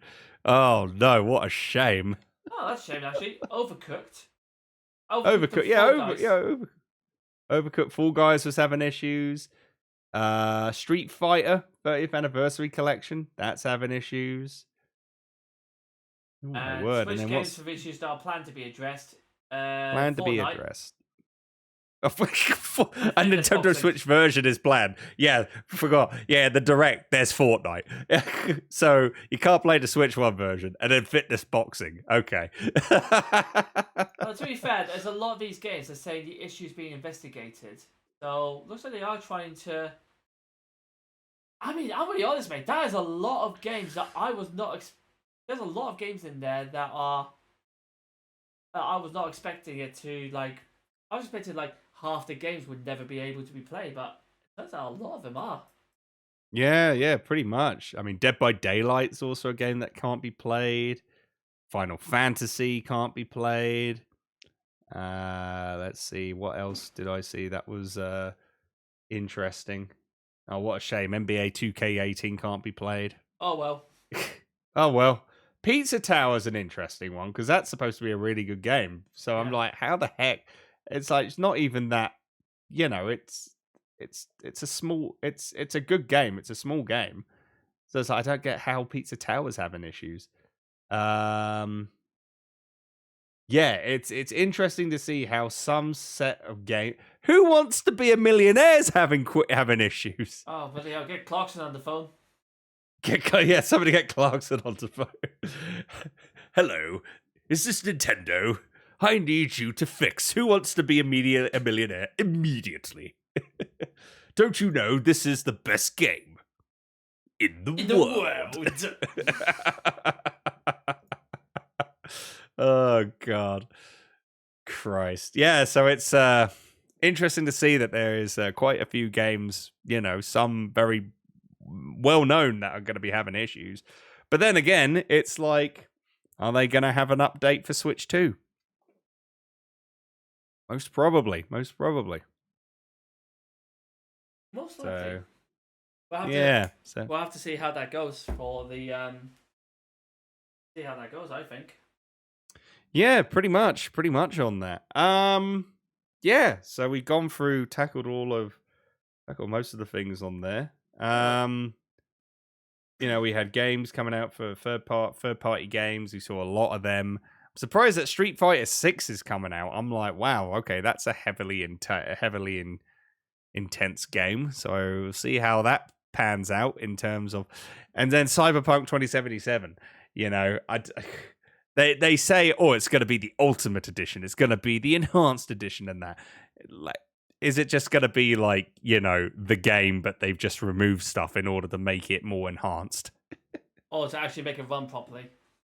Yeah, pretty much. It's like, it's the Enhanced Edition, but we've removed all these key features so it can actually run smooth. It's like, I'm sure that's what's going to happen. Because that's exactly what happened when the Wii U came out. Like, some games were like, it's the Wii U version, but it's crap. It's crappier than if you got it on the PS4, the Xbox One X, or on the PC. So that's what I'm kind of debating if that's probably gonna happen. Yeah.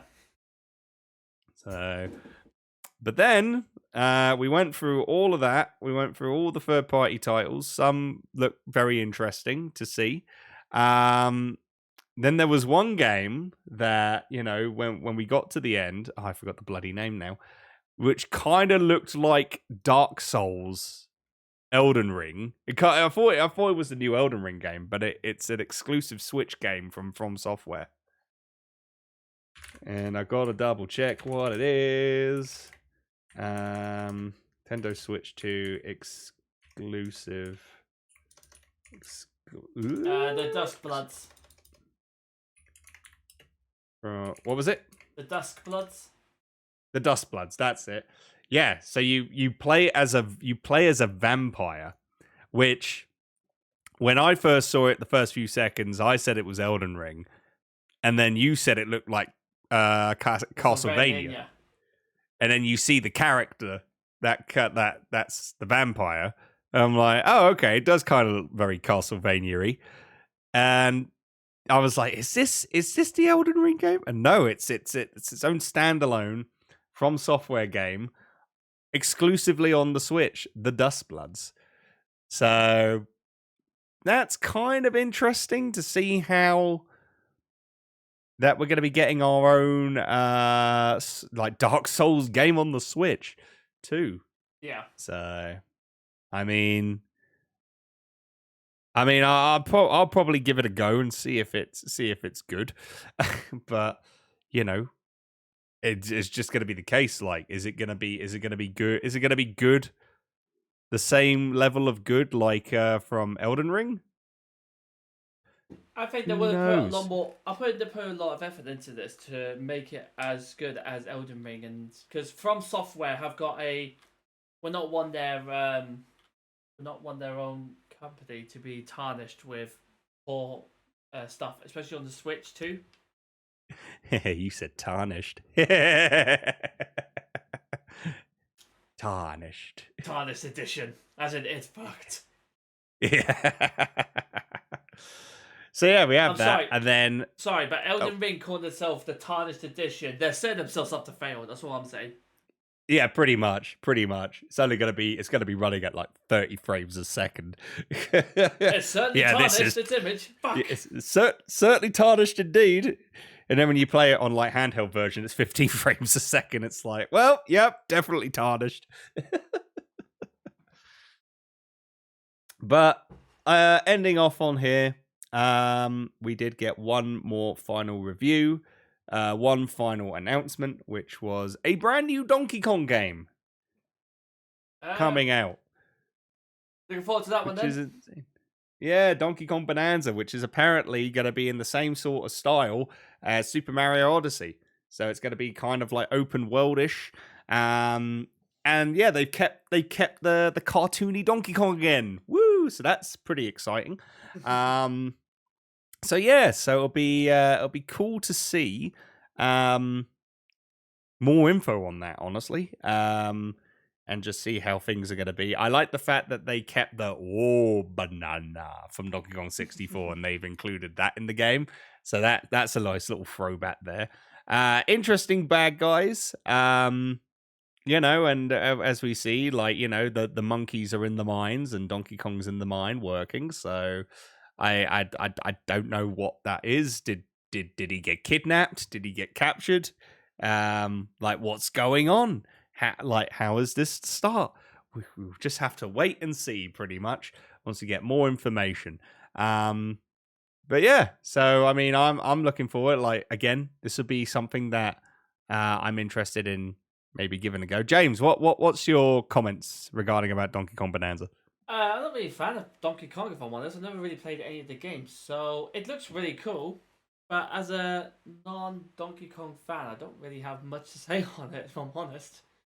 No, that's fair. Would you possibly buy the game just to give it a go, or would that not be really your cup of tea?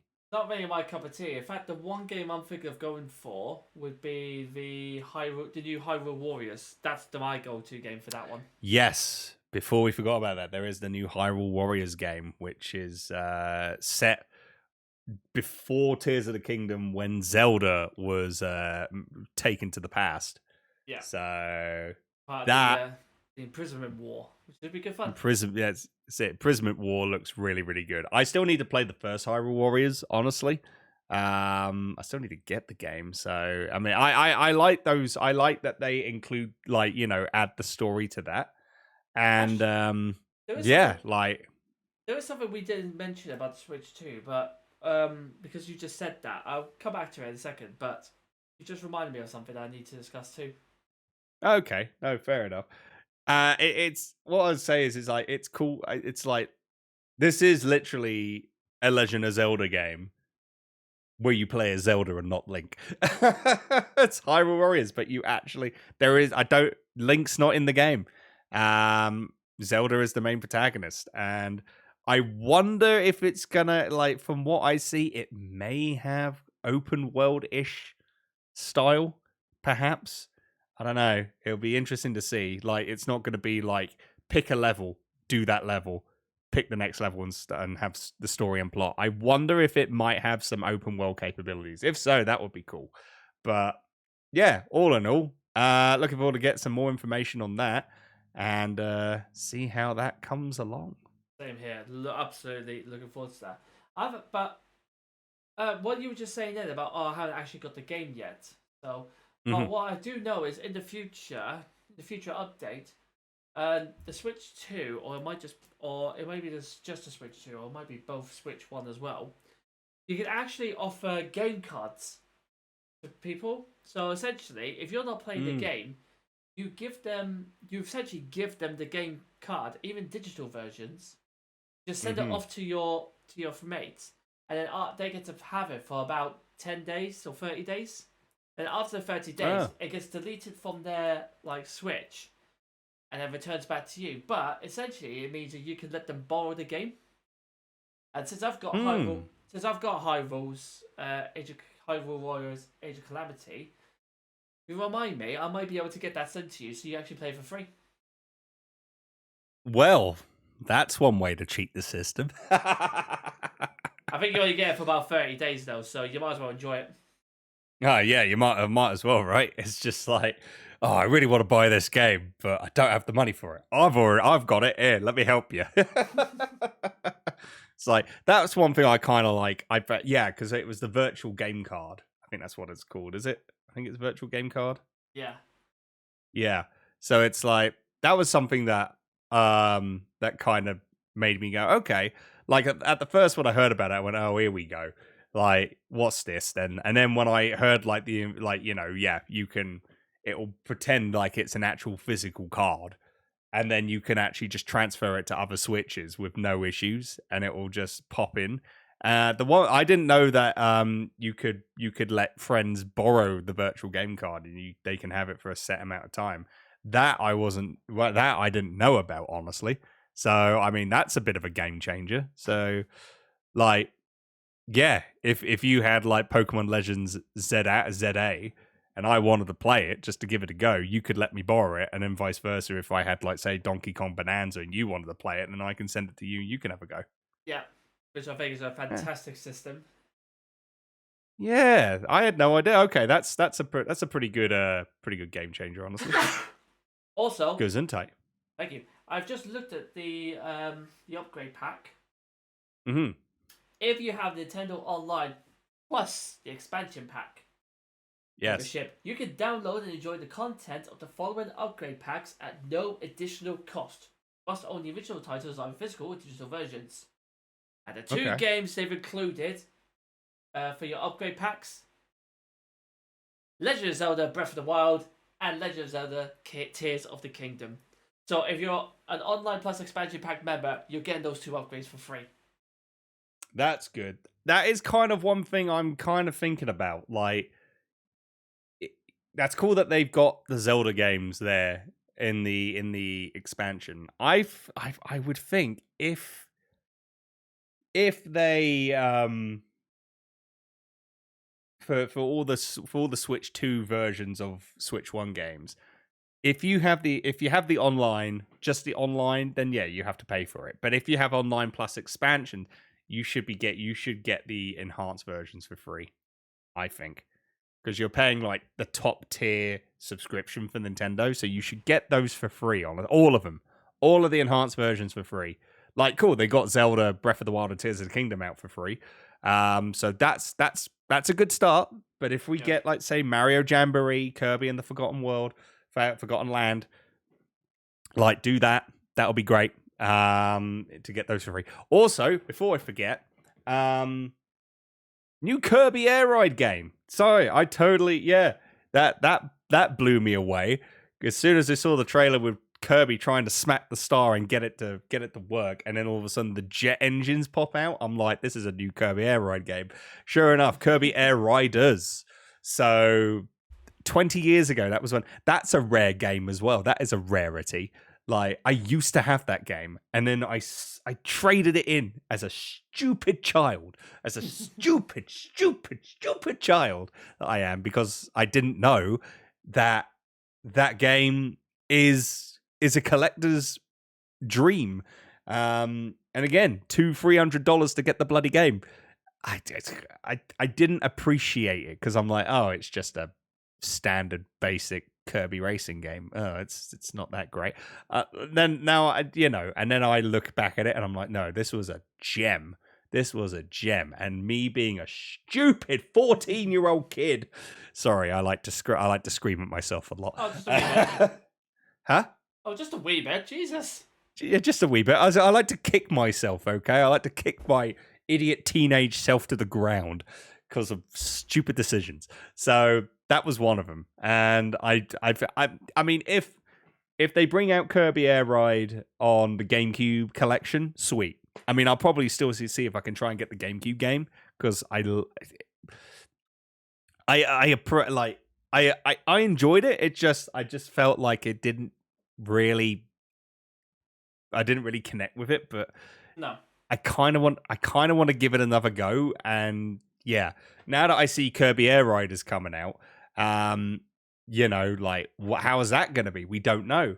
Is it going to be open world like Mario Kart World? Is it going to be the same sort of thing like it is on the GameCube? You have your race courses, and then you have your battle You have your battle mode, which is a big sandbox open world where you face other players, but then you also have missions. Like there's a boss, fight the boss. You have to do this part in a certain amount of time. You need to defeat these number of enemies.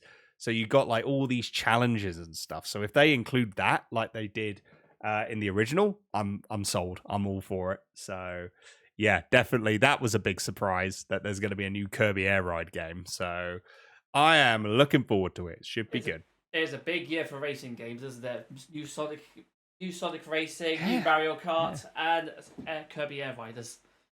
Now I want is a Star Fox racing game. Come on, Nintendo. Come on. I remember back in 2017 or 2018 that somebody on frickin' 4chan or Reddit, I forget, here's a bit of a story, that somebody put up like leaked footage of a new logo for a new Star Fox game, and it was called Star Fox Grand Prix.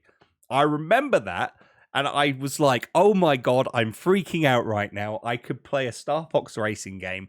This is going to be awesome. And we heard nothing about it since. And that breaks my bloody heart because, hey, a Star Fox racing game would be sick as hell.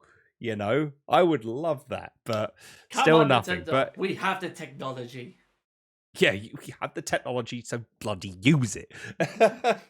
But yeah, new Sonic racing, new Mario racing, new Kirby racing.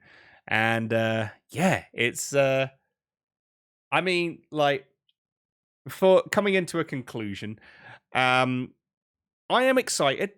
I'm looking forward to it. Am I like, was I like, oh my god, jumping for joy for some of the stuff? Not really. There was some things where I was like, oh my god, let's go. But it's not really like, I'm not really like jumping up and down for joy for this console. Like, it's great, it's cool. Am I gonna get one? Yeah, probably like in a year or two's time. But yeah, I'm kind of like just, I don't know. I'm in the zone where it's like, for me, I'm looking forward to getting it, but there were a few things that jumped out for me, which I was excited for, but I wasn't out of my seat going, oh my freaking god, oh my freaking god. That will only happen when Star Fox comes out. If there is a Star Fox game, then I'm going to be, oh my freaking god, oh my freaking god. I gotta hope that it's a brand new one. If it's just a remaster of Star Fox 64, I am going to throw this chair out my freaking back garden. Be like, god damn it. People were walking past, looking at it, going, oh, Andy's pissed off. What happened? I don't think they released another Star Fox game. I see. That makes sense. Yes, but yeah, I mean, like, sorry, after you. No, after you. You're saying about, like, not only people are being excited about Nintendo Switch. To be fair, I've been looking at, like, the previous reviews. IGN said in its very first one when the Switch first came out. By the way, 2017 the Switch came out. Oh, well, there you go. Overall, the Switch is an attractive and powerful but oversized portable gaming system that struggles to be a convincing or reliable home console. I gave it 7 out of 10. And that was for Switch 1? That was for the Switch 1 when it first came out. And you just feel... Yeah. I think, really, it's more a case of... If you feel like you need... If you love the Switch, I don't see why this wouldn't be a good one to have. But if you're not a big, like, home console gamer like that, I'd rather have PC or your PlayStation or your Xbox, then I don't think this will be for you. I agree. I mean, like, for the both of us, we're big on Nintendo, so definitely we're going to be buying it. Like, I'm no matter what, like, I will always get a Nintendo console. It's always going to be Nintendo's number one for me. Yeah. So, I mean, I'm as I said, I'm excited, but I'm like, it was, some things were deflating, some things were like, oh, okay, that's cool. But yeah, I mean, I'm going to get it. I'm sure later down the line, as I said in the direct, there's going to be more to come. So who knows? We might get some big surprises later down the line. And then also, we got more information about Mario Kart World, which will, and probably Donkey Kong Bonanza. and some other games as well, which, you know, if it comes out whilst, you know, we before we do our next episode, then we'll probably talk more about it. So I think so. I think that'd be pretty good. But yeah, so James, sorry, mate. Go for it. Oh, I think we're going to say the same thing. I was going to say, because I talked about my final comments. You know, looking forward to it. Price sucks. You know, bollocks to that. But yeah, all in all, pretty okay direct. James, final comments from you. Comments for me, I think it was pretty good. I'm looking forward to the Switch 2 when it first gets released. Won't get it straight away, I don't think. I'm looking forward to seeing what games are getting released, and hopefully beyond the horizon there'll be games that will make me think, that's what I'm going to buy it for. That's what I've been prepping it for. But yeah, like you, the Switch 2 Direct didn't blow me away with anything major. But I think it was because as well, it's more about the console rather than the games. So I think another Switch Direct 2 later on after the Switch 2's been released, I think that's when we'll get the big hitters in. Because they'll want to start selling the consoles after that. So do that and then go, oh, by the way, here's what's coming out very soon for the Switch 2, which you should get right now. Bang! And there's everything that needs. Yeah, just hits it out of the park pretty much. I mean, it's good that they've got two of their big IPs, Mario Kart and Donkey Kong. So they're going to be, like, you know, bringing them out straight away. It's crazy to see, like, a Mario Kart game going to be a release title for a Nintendo console. So, you know, first for that. But, yeah, you know, two great IPs that will be, you know, probably be very strong to get sales in for the Switch. But as you said, like, once the console's out, then, you know, and more Nintendo Directs become available, that's when we're going to see, like, more of the big hitters. And yeah, we're going to probably see a lot of amazing titles that are going to be coming out for the Switch 2. Yeah, I'm looking forward to it. Absolutely, same here. Well, that's the first part done. Very good there, where we talked about the Switch 2. We are, as we always do, we are going to be taking just a quick little break, and then we will be returning for On This Month segment, where we talk about two games that came out any time of the year throughout the month of April. And yeah, we'll see if we can find some hidden gems there. But until then, we do have a little trailer that we are going to be playing. It's for an event that's going to be happening. In case you you know, I've been rocking this shirt here, Fast as Furs, live at FWA, which is a convention for a week in Atlanta, and they're going to be doing it again this year. Fast as Furs live at FWA, raising money for a really wonderful charity. We're going to be passing it over to our good friend JD Puppy. That's going to be talking more information about it. Enjoy that, and we'll see you in a little bit for On This Month. So, JD Puppy, what have you got for us? Hey everyone, JD here, and I'm excited to share some information thanks to Andy reaching out for the Games Innit Podcast. We're both volunteers at the Fastest Furs speedrunning community, and we're holding an event live from Furry Week in Atlanta on May 9th and May 10th, supporting the Lost and Found Youth of Atlanta, which is an organization, nonprofit, that helps out LGBTQ youth in the Atlanta and surrounding areas. Last year, we welcomed talent from all around the world to showcase their skills and raise money, raising over $12,000 last year for the organization. If you're local to Atlanta, please come by and check us out in the Hilton downtown. Or if you want to catch us online, tune in to twitch.tv/fastestfurs on those 2 days from 11 o'clock in the morning U.S. Eastern Time all the way to 11 o'clock in the evening on both Friday, May 9th and Saturday, May 10th. Looking forward to seeing you all there, and gotta play fast. And welcome back, everyone, to the second part of episode 2 of the Games Innit Podcast. We hope you enjoyed that trailer by JD Puppy promoting Fast as Furs, the speedrunning event happening at FWA, Furry Weekend Atlanta, coming next month, May. Coming very soon. Yeah, as we say for the dates, that's going to be happening. The speedrunning event is going to be happening at the convention on Friday, May 9th to Saturday, May 10th. And it's all going to be raising money for the Lost and Found Youth in Atlanta. So please, if you can, be sure to check it out. There's going to be links in the description for Fastest First social media, as well as the Twitch channel. Check them out. Go support all of the runners and the amazing staff that make this event possible. All right. And you know what time it is. It's always the thing where we do on the second part of the show, as James looks at his watch. I was going to say, what are you talking about? It's 8 o'clock in the morning. Oh, I mean, what do you? I mean, it's almost 2 o'clock in the morning for me.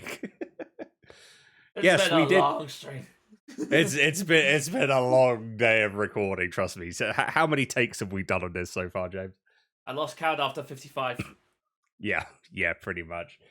Yeah, sometimes I fumble, sometimes James fumbles, sometimes we fumble together. But we are here and fully energized with as much tea as you could possibly ever imagine. Thank God for tea. That's all I'm saying. Yes, exactly. And we we're totally telling the truth, and we totally didn't after we finished the first part. Had to do other things and just had to do the second part later on in the night or the next day for James. Totally not. No, why in God's name would we ever do that to our beloved fans? No, absolutely. Yeah, no, we would never do such a thing at all. Absolutely not.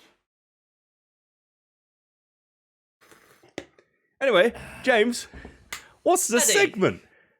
So, for those of you who have known this segment before, you know exactly what's to come up. But for those of you who are joining brand new, this segment is what we like to call This Day in Gaming History.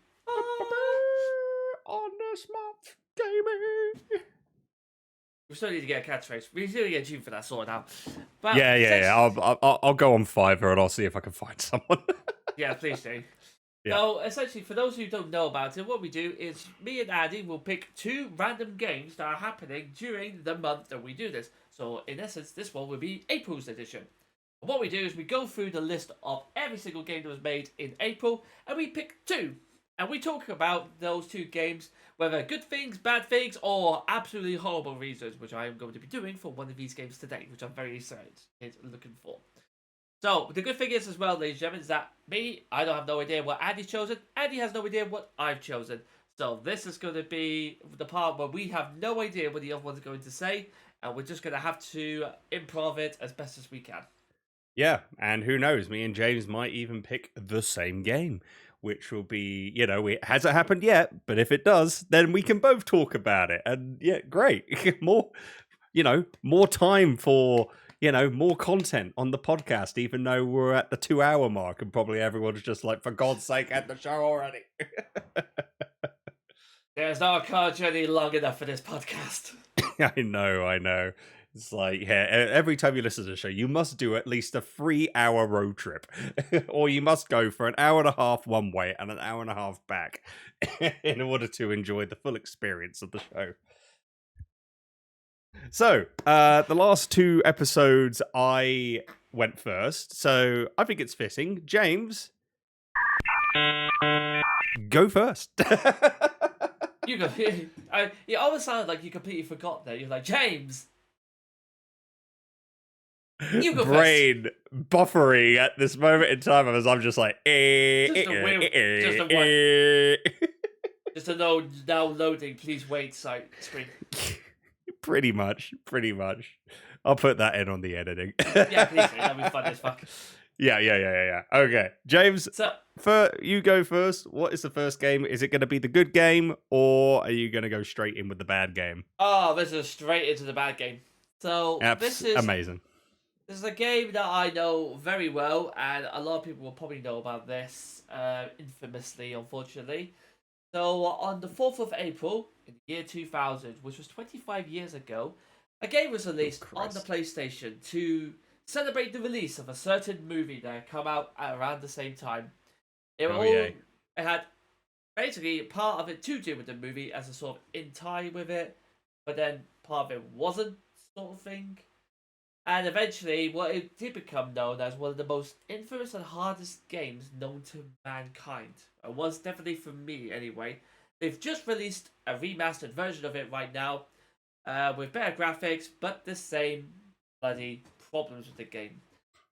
For those of you who have probably guessed it by now, then congratulations. But for those of you who haven't, what I'm going to be discussing very quickly is the game Star Wars Episode 1 Jedi Power Battles for the PlayStation 1. Jedi Power Battles. Wait, is that the one where is the case of the game pretty much having like Obi-Wan Kenobi and Samuel Jackson's character just doing the thing? Because I know there's the Star Wars Episode 1 The Phantom Menace, which you play as Obi-Wan Kenobi, and that game's really good. But this, truth be told, I've never played Jedi Battles. So probably I was lucky that I didn't, I guess. So the game itself wasn't bad. It basically followed the whole. You basically had a choice of 5 characters to begin with. You had Obi-Wan, Mace Windu, Qui-Gon Jinn, Plo Koon, and Adi Gallia, who were 2 characters. Firstly, you never really saw during the during the movies, apart from one at the end. Mace Windu had a blue lightsaber, not his signature purple lightsaber. Well, that doesn't make sense. And Obi-Wan and Qui-Gon, who were both the original characters anyway. But essentially what it was is the game takes place from right at the beginning, when you're on the Trade Federation battleship, all the way down to your duel with Darth Maul. Mm-hmm. Now, what was so infamous about the game was just how ridiculously fucking hard it was. To the point where the health bar, you were basically getting attacked every single chance you got. The jumping mechanics wasn't great, to the point where you didn't even have a shadow below you. And part of it was platforming jumping. Because you were jumping, and then realising you fell miserably. Because you had absolutely nothing to go off of. The end bosses as well were horrendously bad too, because you just could not beat them first time round. And if you did, you had to be extremely bloody lucky. I lost so many lives during that. I think it's probably... I lost more lives in playing Jedi Power Battles than I ever did playing Dark Souls. Really? And Dark Souls abused you to a T. But so what you for me, Jedi Power Battles for me was the original Dark Souls. Yeah, so what you're saying is like Jedi Power Battles, like even if you try and die a few more times in Dark Souls, it's not going to count to the amount of deaths that you've had in Jedi Power Battles. No, it is not. It was horrendously bad. Then they brought out a remastered version, and I thought, with rose-tinted glasses, I remember playing this game. I'm going to play it again, and I'm going to enjoy myself. And I got to the second level, and I was like, oh, yeah, that's why I got rid of this game. I'm surprised that... They did make some improvements from the original game, which makes sense. Like, basically, use purple lightsaber is now purple. You can actually unlock. You unlocked all the characters, because you can unlock like Darth Maul. You can unlock Captain Panaka. You can unlock loads of other players. But then the whole point of completing the game was so you unlock those players anyway. So really, you've just basically moved them from the end game straight to the beginning part, and you can choose your levels as well, which was quite good. Okay, so it's they did improve it a little bit, but it was still the big janky mess of a game still. So, yeah, and I remember playing it thinking, this. I don't remember liking this game now. It's like, they're just like, we can make a remaster, we can improve the game so it's playable for everyone. But what if we don't do that and just keep it as it is so that people can remember just how much shit it is? Bob, you're a genius. Bob, they're going to waste their own money to play a game that they absolutely despise. That is brilliant marketing, Bob. Yeah, exactly. And we'll market it to be like, hey, it's a remaster. It's an enhanced version. Enhanced being that we're gonna you'll be suffering in the same fate as you did in the original, but in HD. Ooh, you get to see yourself fuck up in HD. Exciting. I fell to my death, but look how much those lines in that car are. Look at them. Incredible. It's like, yeah, because I remember with Star Wars Episode 1, The Phantom Menace, you play as only... Was that made by the same company, or was that a different company? Because you play as just Obi-Wan Kenobi, and then you go through a storyline, you pick, like, you know, pick what Obi-Wan says in some certain scenarios and stuff, but for this one, apparently you get to play as any character. So yeah, I'm just wondering if maybe made by the same, like, developer or not, or if it was a different developer. I'm going to investigate this. Unless, like, you know, it was LucasArts that did the game. If you search for Jedi Power Battles, and I'll have a look at the other one. Yep. Phantom Menace game. Developer is Big 8 Productions for Star Wars Episode 1 Phantom Menace. I've got Esper, Lucasfilms LLC, and Hot Gen, but I don't know if that is the... I don't know if that's a new one, or it might be the original. Let me have a check the original. Jedi Power Battles. Okay, that came out in the year 2000. So Phantom Menace came out in 1999. A year after that, or a few months after, in the Y2K era.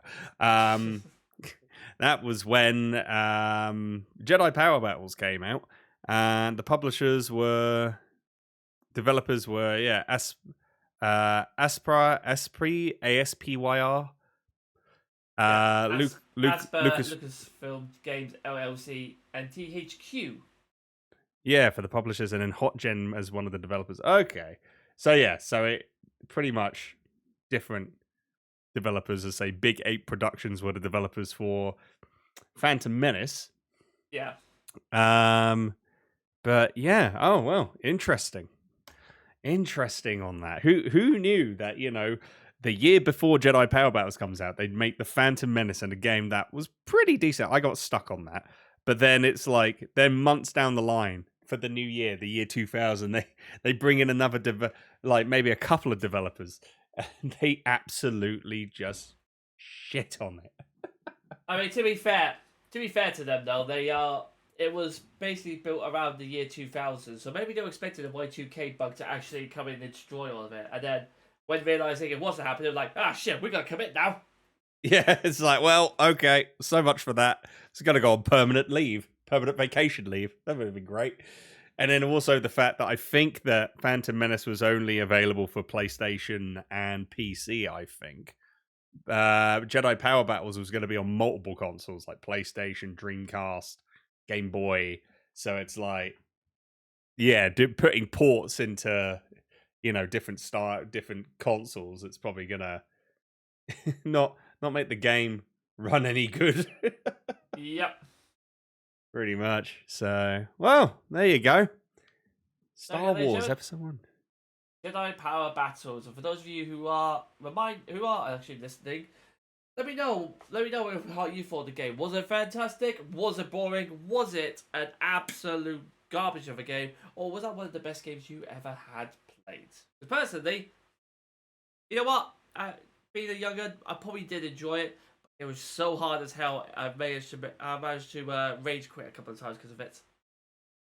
As what we do when we're kids, we always rage quit on video games because we just suck. We want to win, and we suck. Yes, and now, as we are in our mid-30s, we still suck. But we suck knowing that we suck. Yeah, exactly. Very good choice of game there. For my first choice, it's a movie game as well. Funny enough. 2 movie games. 2 movie games. Who the funk did, eh? Yeah, this one, totally opposite from Star Wars, but it is still nerdy in a way. It's a It's a superhero game. Coming out in April 16th, 2002. It's Spider-Man, the movie. Woo! So with the good old, Tobey Maguire coming in as Spider-Man for 2002, and they made a video game for it, and you know it kind of comes in with some of the story for the Spider-Man movie, but then they added some, as what they do for the video games, always add some extra stuff. And and I think, after you. Is that the game that's got on its front cover for the PlayStation 2, Xbox, GameCube? It's just basically got that part of Spider-Man's head. Yes, that's the one. Oh my god, I remember that game. You remember that game? It was fantastic. I love that game. It was brilliant. I didn't own it myself, but my stepbrother had it, and he had his PS2 Slim at my dad's place.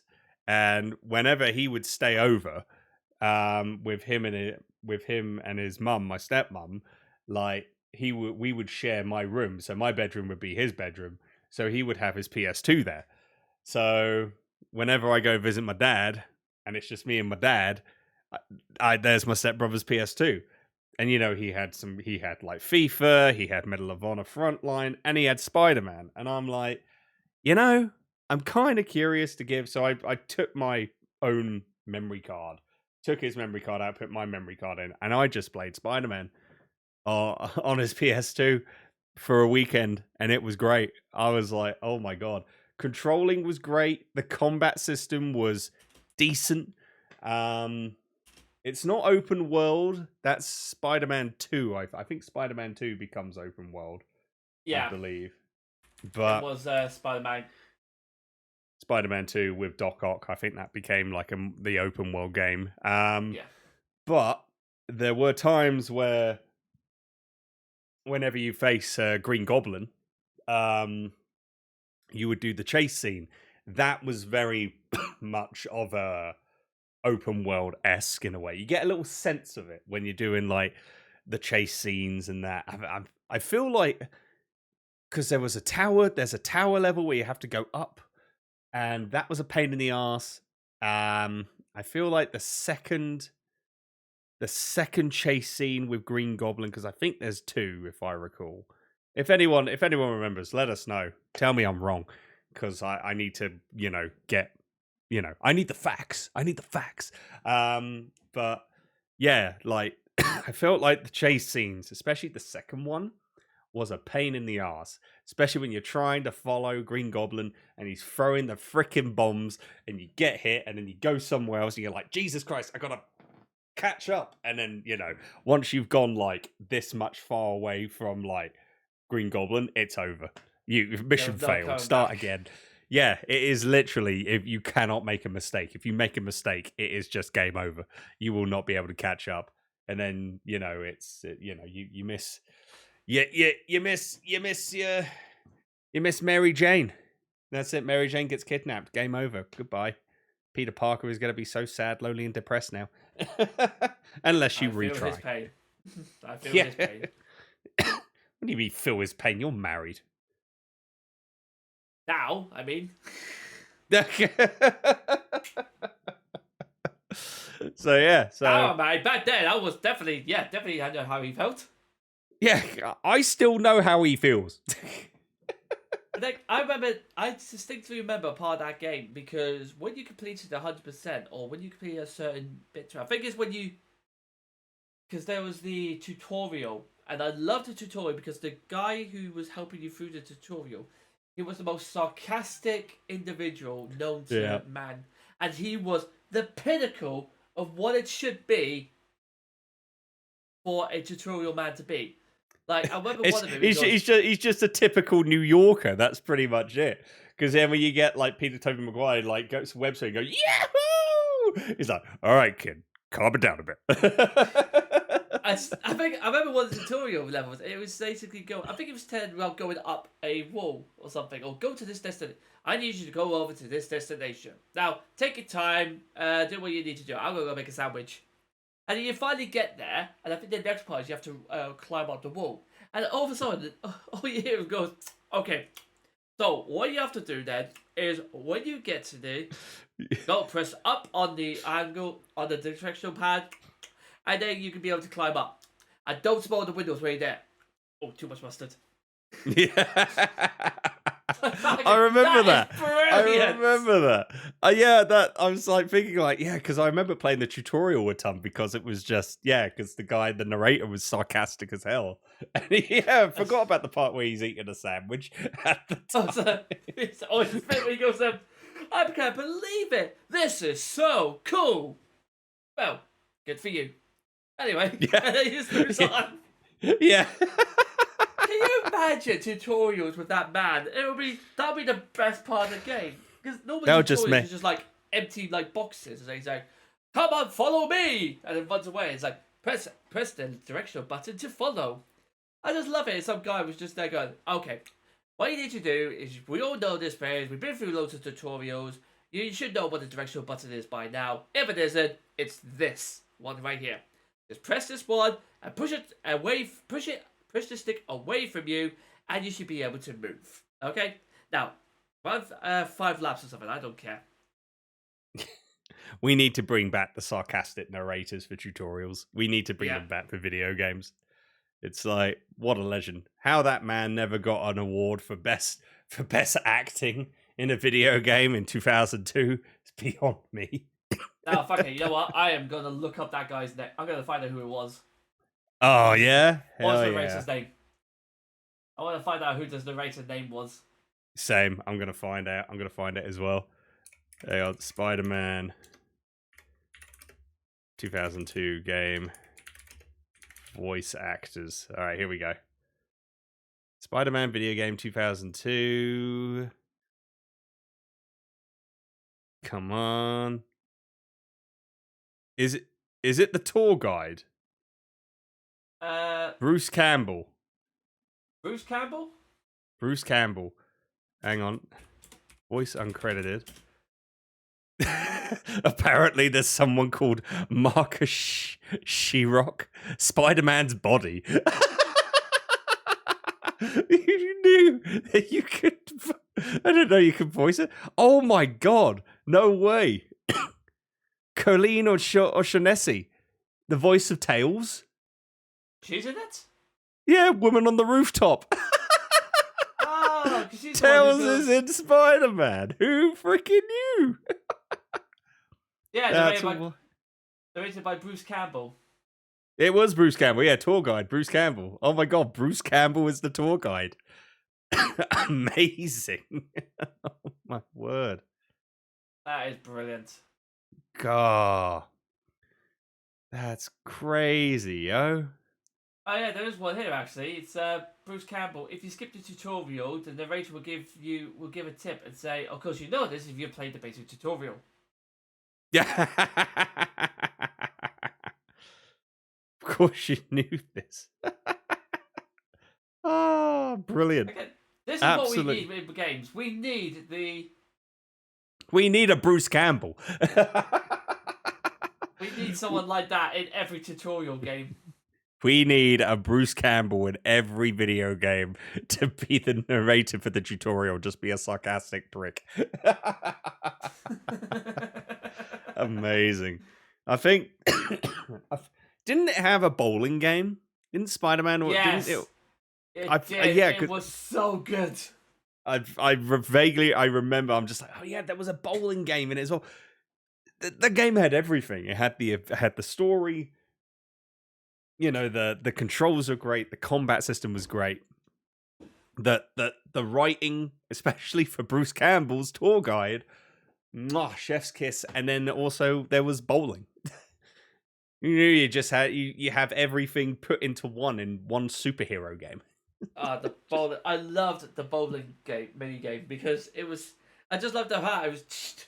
Wee bonk. It just take. Like, I've never known a bowling ball to go that way, then that way, then that way, then that way, then that way. I dead slam and get yourself a strike. And then get the strike.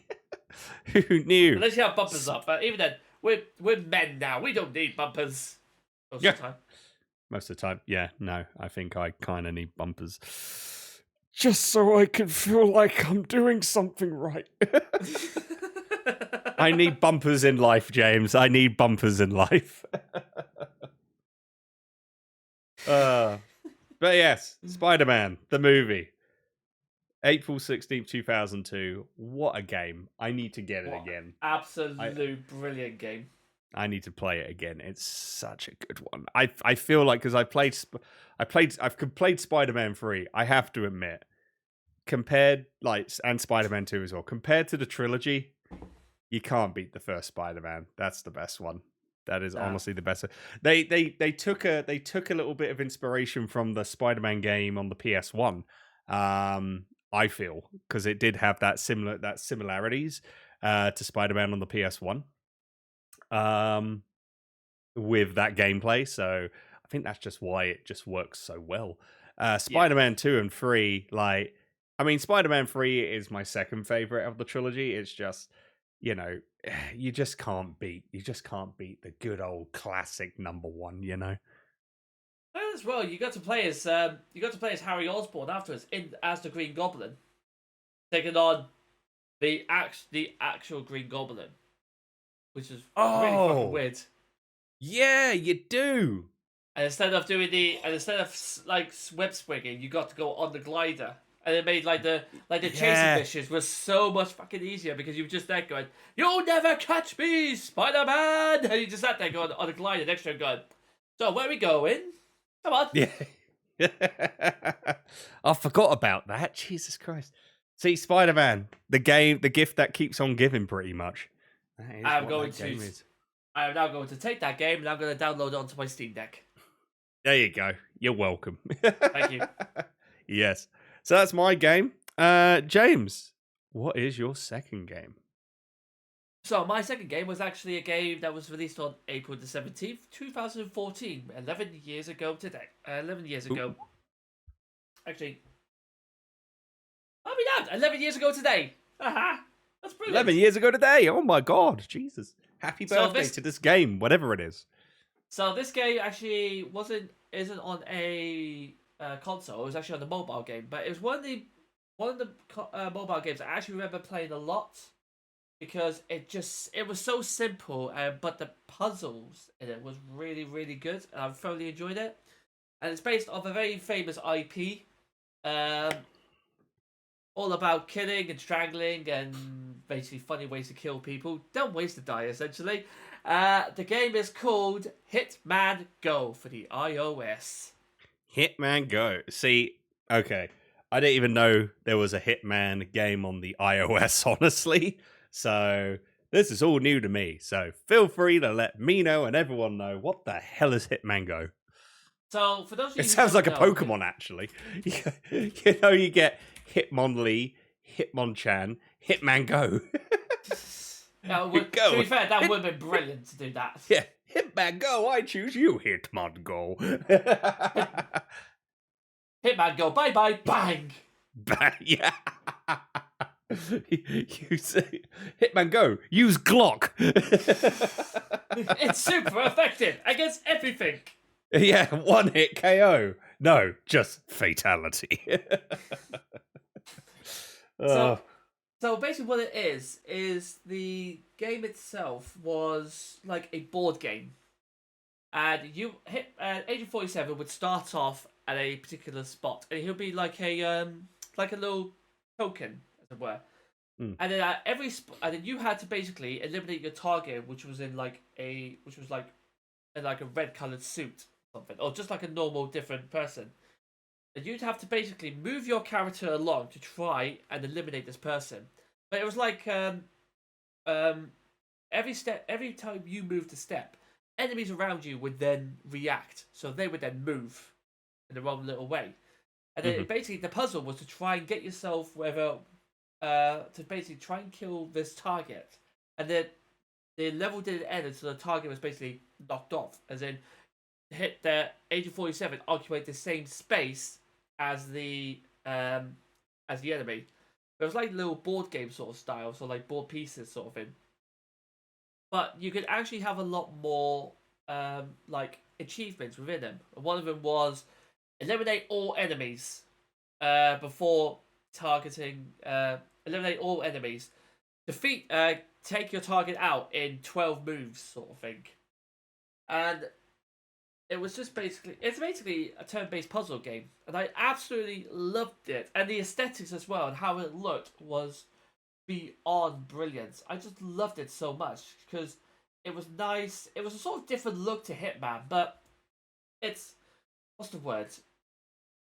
It looked different, but it also didn't feel like it was a completely separate game. Like you can imagine that. You can imagine basically what it felt like. It was Hitman meets D&D, but instead of a dice roll, you just move your character one spot, but then every other character then reacts to how you do it, and then you have to go all the way around there. So is it like if you come across an enemy and they notice you, do you have to like?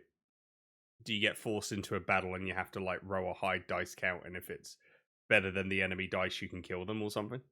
No, so you actually have to basically the same as with the enemy, with the target. You have to occupy the same space they're in.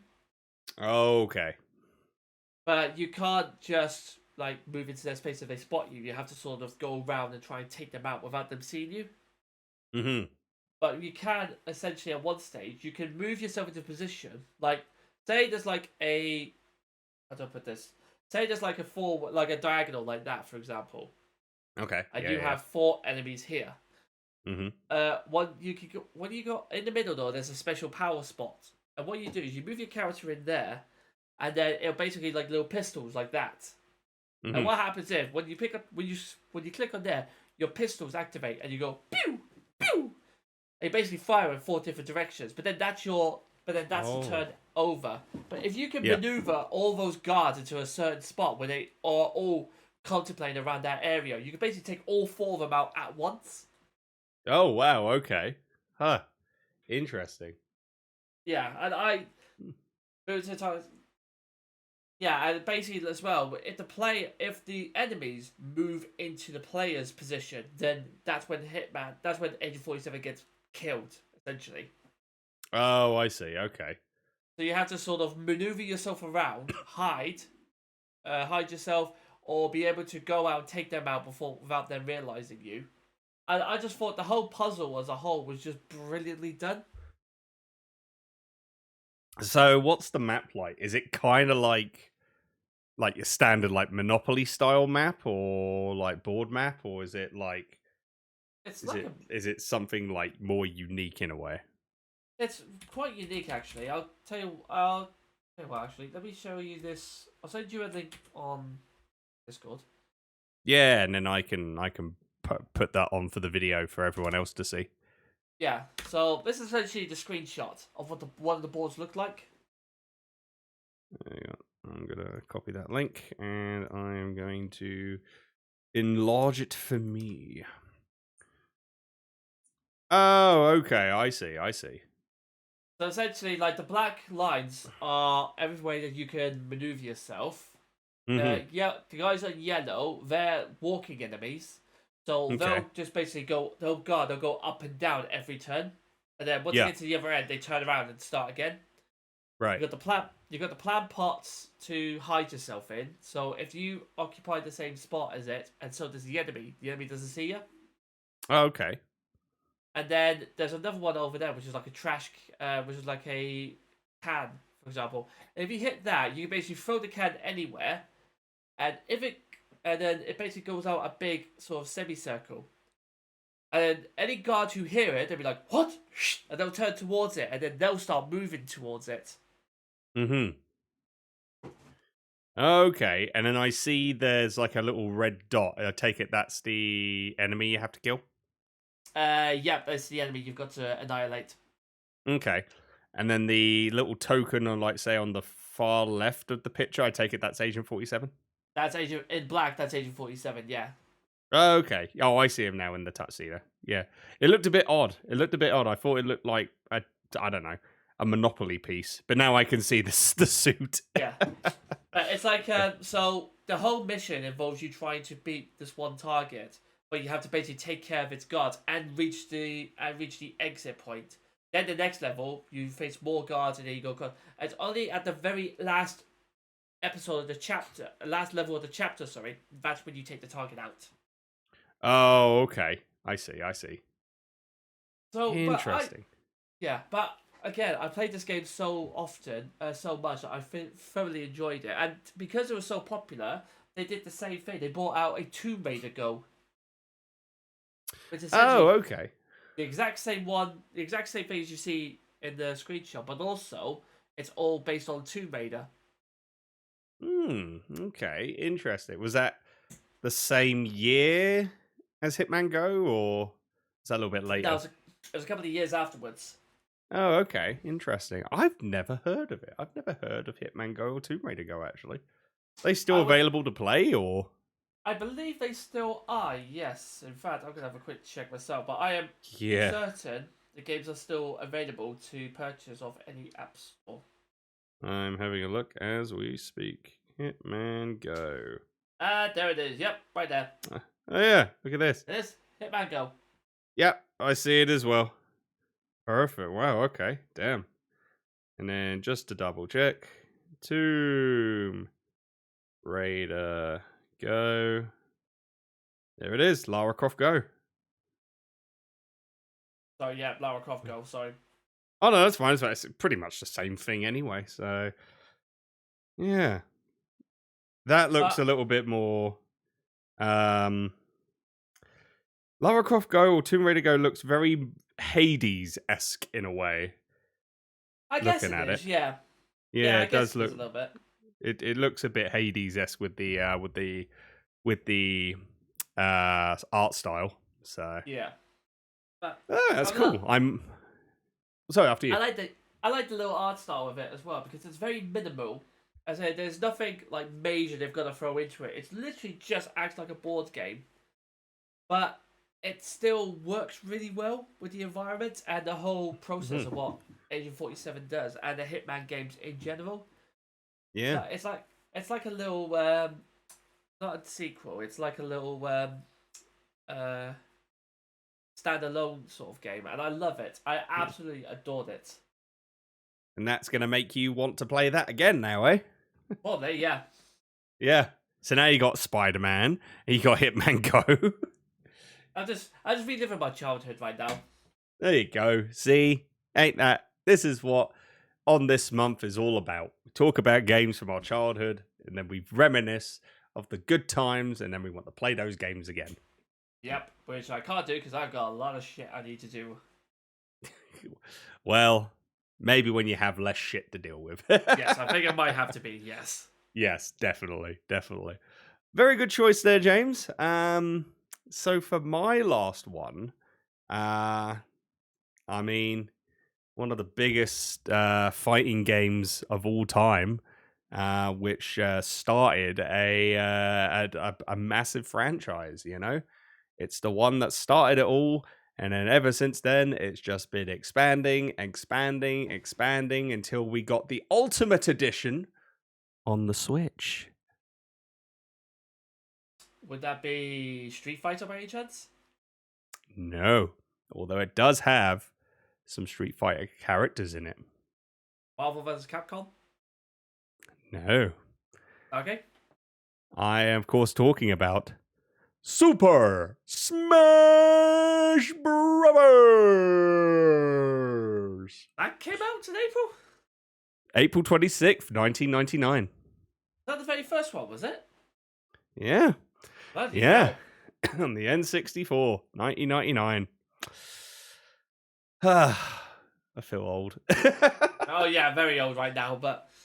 I just remember pretty much, I didn't own the game, but I did get it rented quite a lot of times from Blockbuster. Always getting it for maybe for at least a couple weeks, and then, returning it, and then after maybe say a month, I get it again.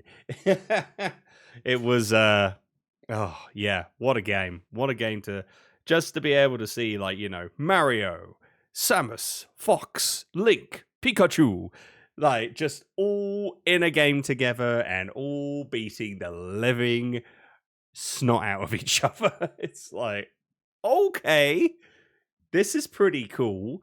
And then, also having the little, you have the arcade mode, but you also have mini games like break the targets, jump on the platforms, race to the exit. You also have like the fighting Porygon team, and then you have Metal Mario, and then apparently Metal Mario was never a character you could unlock in the game, but you could face him in single player, which was, I mean, could you imagine just having Metal Mario as a playable character? Jesus Christ, you would not get taken down. I was going to say, it's probably the same as if you had like Master Hand as well as a playable character. Just. Oh, could you imagine if you had Master Hand as a playable character during that time? That would have been crazy. I don't think we had Master Hand, but I don't think we had Crazy Hand during that time. I think Crazy Hand came out during Melee or Brawl.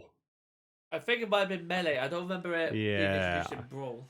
I think it was Melee, because if you played like a specific, like if you played like a harder difficulty, you get Crazy Hand. So it was only Master Hand in on the original Smash, and you had all these characters, like just a small. Can't believe that it started off with just a small like base of characters. It was Mario, Link, Pikachu, Kirby, Yoshi, Fox, and then who else? There's two more. Donkey Kong, and Red? No, not Red. I'm gonna have to double check now. There's like one more. There's like 8 characters in total, but then there's 4 lockable characters. Super Smash Bros. N64 characters. All right, let's have a look. I know there's one that I'm missing. There is one that I'm missing. Mario, Yoshi, Donkey Kong, Link, Samus. There we go. Samus, Kirby, Fox, and Pikachu. And then the unlockables were Luigi, Jigglypuff, Captain Falcon, and Ness. Those were the characters that you could unlock, and it was weird. I couldn't figure out how to like unlock the characters in a way. There was like some certain ways you were able to try and like unlock him. If we see here, how to unlock for Luigi, break the targets with all 8 of the starter characters and defeat Luigi and Peach's castle.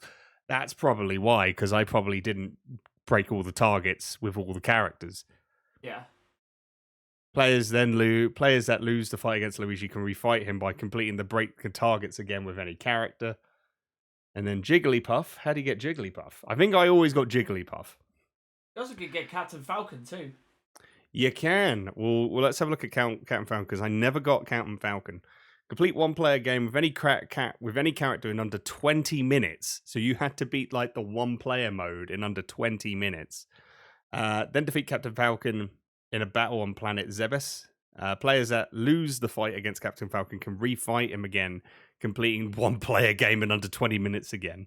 Oh my word. If Ness has not been unlocked and his unlock match requirement is simultaneously met, then the player will fight Ness instead. This is not true for Jigglypuff. Captain Falcon's unlock match will take priority over Jigglypuff's if both their unlock match requirements are simultaneously met.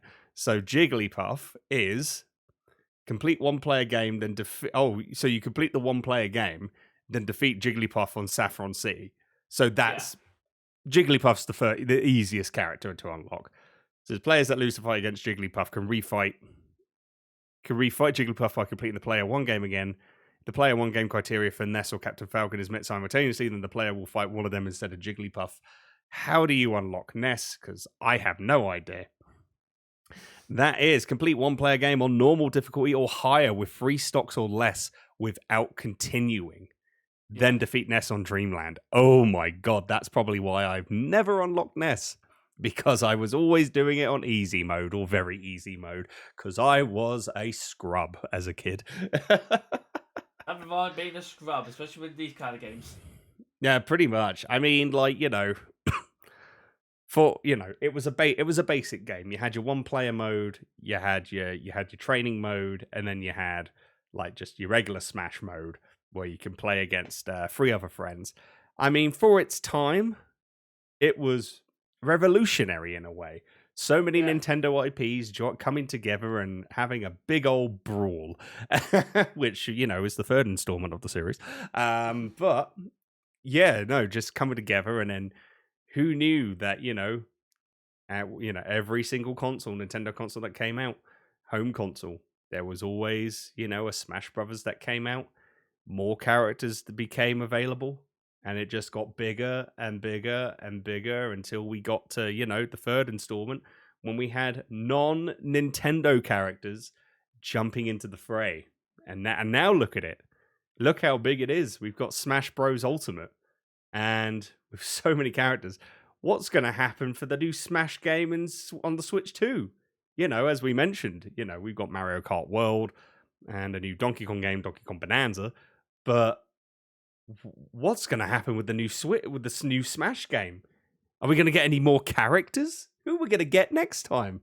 We are 100% getting new characters for it, I guarantee it. So there's a lot more games that are coming out soon. So, you know what? Some games, like Undertale, for example, I wouldn't be surprised if they throw like an Undertale character in it.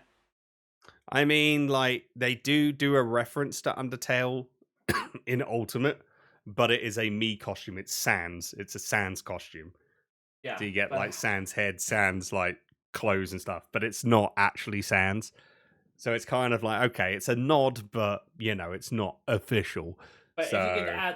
if you can add Sora from Kingdom Hearts into Smash Ultimate, I'm pretty sure you can add Sans into it as well. Oh, definitely, 100%. I'm just wondering, who else can they get? They're probably have to get IPs from a lot of different different places in order to get it. Yeah, it's just gonna. Are we gonna be seeing Master Chief for Smash? Holy crap! Or the Doom guy. The Doom guy. Are we gonna get Doom guy? That would be wild. Is it? Is Smash gonna all of a sudden turn into the Fortnite of fighting games? Are we gonna get like Sabrina Carpenter? Oh God. Ariana Grande. Goku. Maybe Darth Vader. When are we hitting the gritty? Darth Vader versus Sephiroth. That would be a good one. Oh my God, that one. Sorry, I'm doing it. All right. Oh, sorry. I'm getting too excited, James. Oh, my ticker. Get the excitement of maybe some more people playing on Smash. I'm feeling something, James. Anyway, could you imagine Sephiroth and Darth Vader having a fight? It's just the possibilities are endless. I don't know. Like, I feel like the characters we're gonna get next is probably gonna be celebrities. I wouldn't be at all surprised. The only time that I'm gonna be like, okay, too far, is if they say Mr. Beast has joined the fight, and if that's the case, I'm like, fuck you, Nintendo. That will be the end of Smash completely. Smash would be dead if they brought Mr. Beast in. I'm just saying, Mr. Beast. I don't care. I'm going to leave this in. Mr. Beast is a cunt. Fair enough. To be fair, the one thing I don't like, the one thing I think will probably be they'll bring more Pokemon into it. Yeah, they'll like probably... Lucario, Charizard, Mewtwo. It was possible to get like Garchomp in it or something. Could you... Oh, you know what would be sick? If they did a little trailer having some Pokemon and then Digimon, like they just meet together. Digimon in Smash. That would be pretty good, actually. Argumon, Gearmon, Renamon.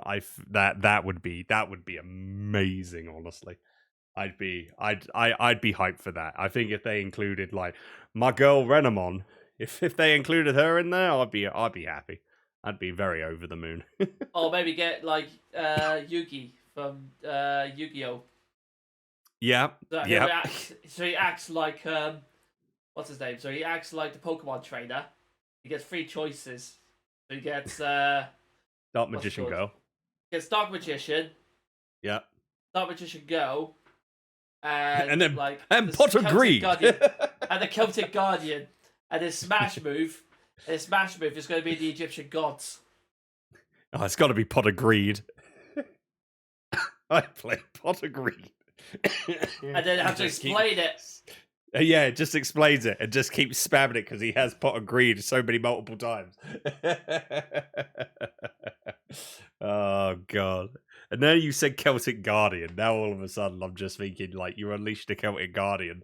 And it's just like, it's the abridged. The Celtic Guardian. I don't have the Celtic Guardian. How the hell am I supposed to use a card I don't bloody have? Oh, God, I remember that so well. Stay on target. Oh, bollocks. Stay on target. I believe we're royally screwed. Stay on freaking target. Wait. We have writers? This is a classic. Although I do...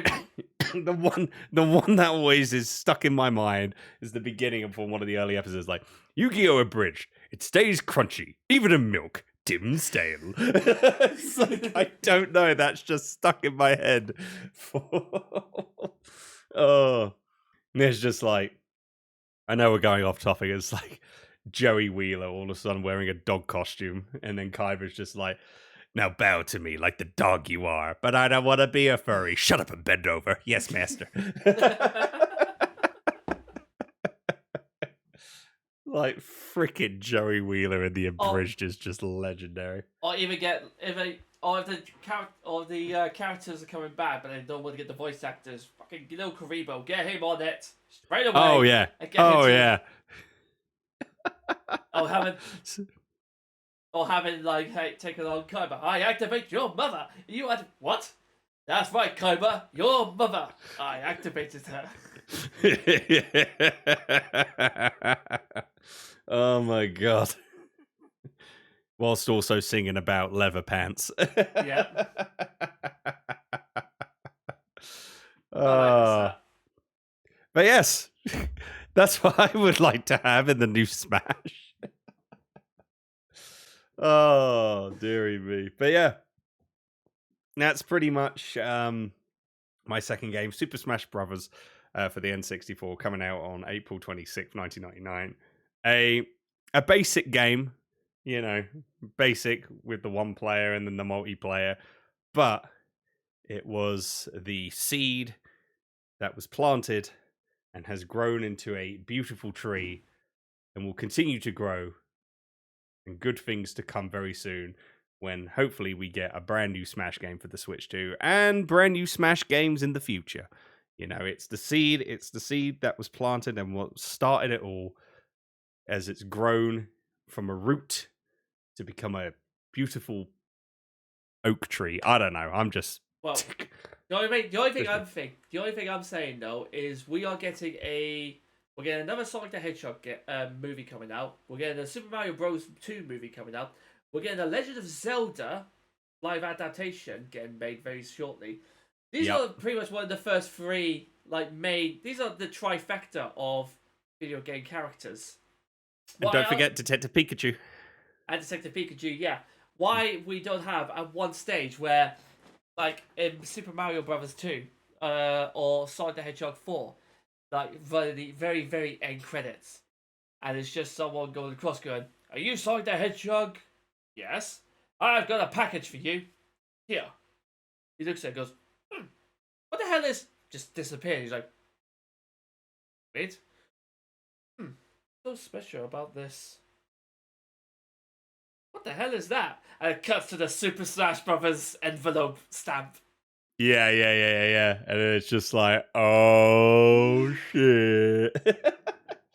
Like, they're making so many like video game movies now, and they honestly are doing a cracking good job with it. Well, apart from Minecraft. I mean, I don't know. We'll see. We'll find out maybe for next month's episode when we both go watch it.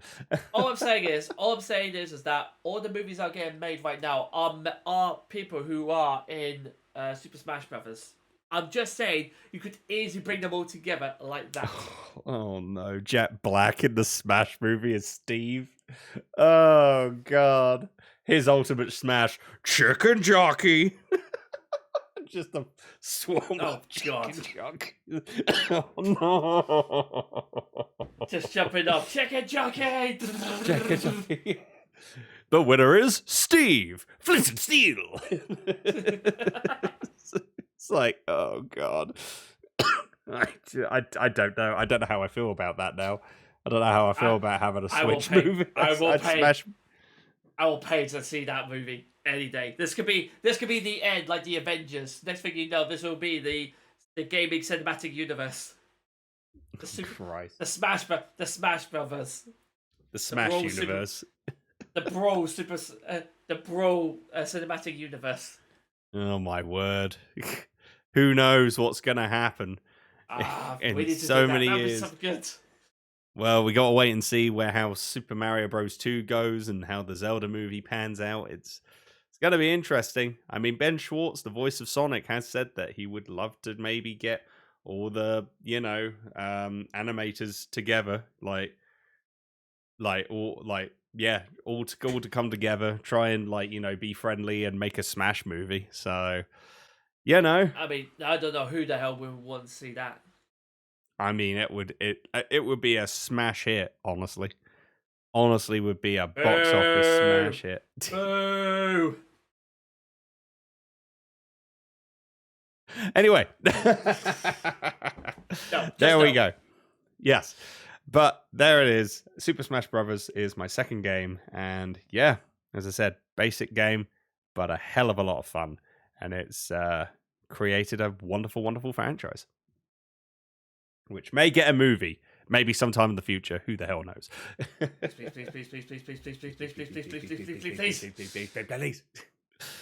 And on that note, we're done. And that's it. We are done for this podcast. Woo! That's our third one. That's our third episode. Because we did the pilot and then episode 1, and this is episode 2. Oh my god. Episode 2 completed. Woo! Hype on that. And now you get to be free and enjoy your day.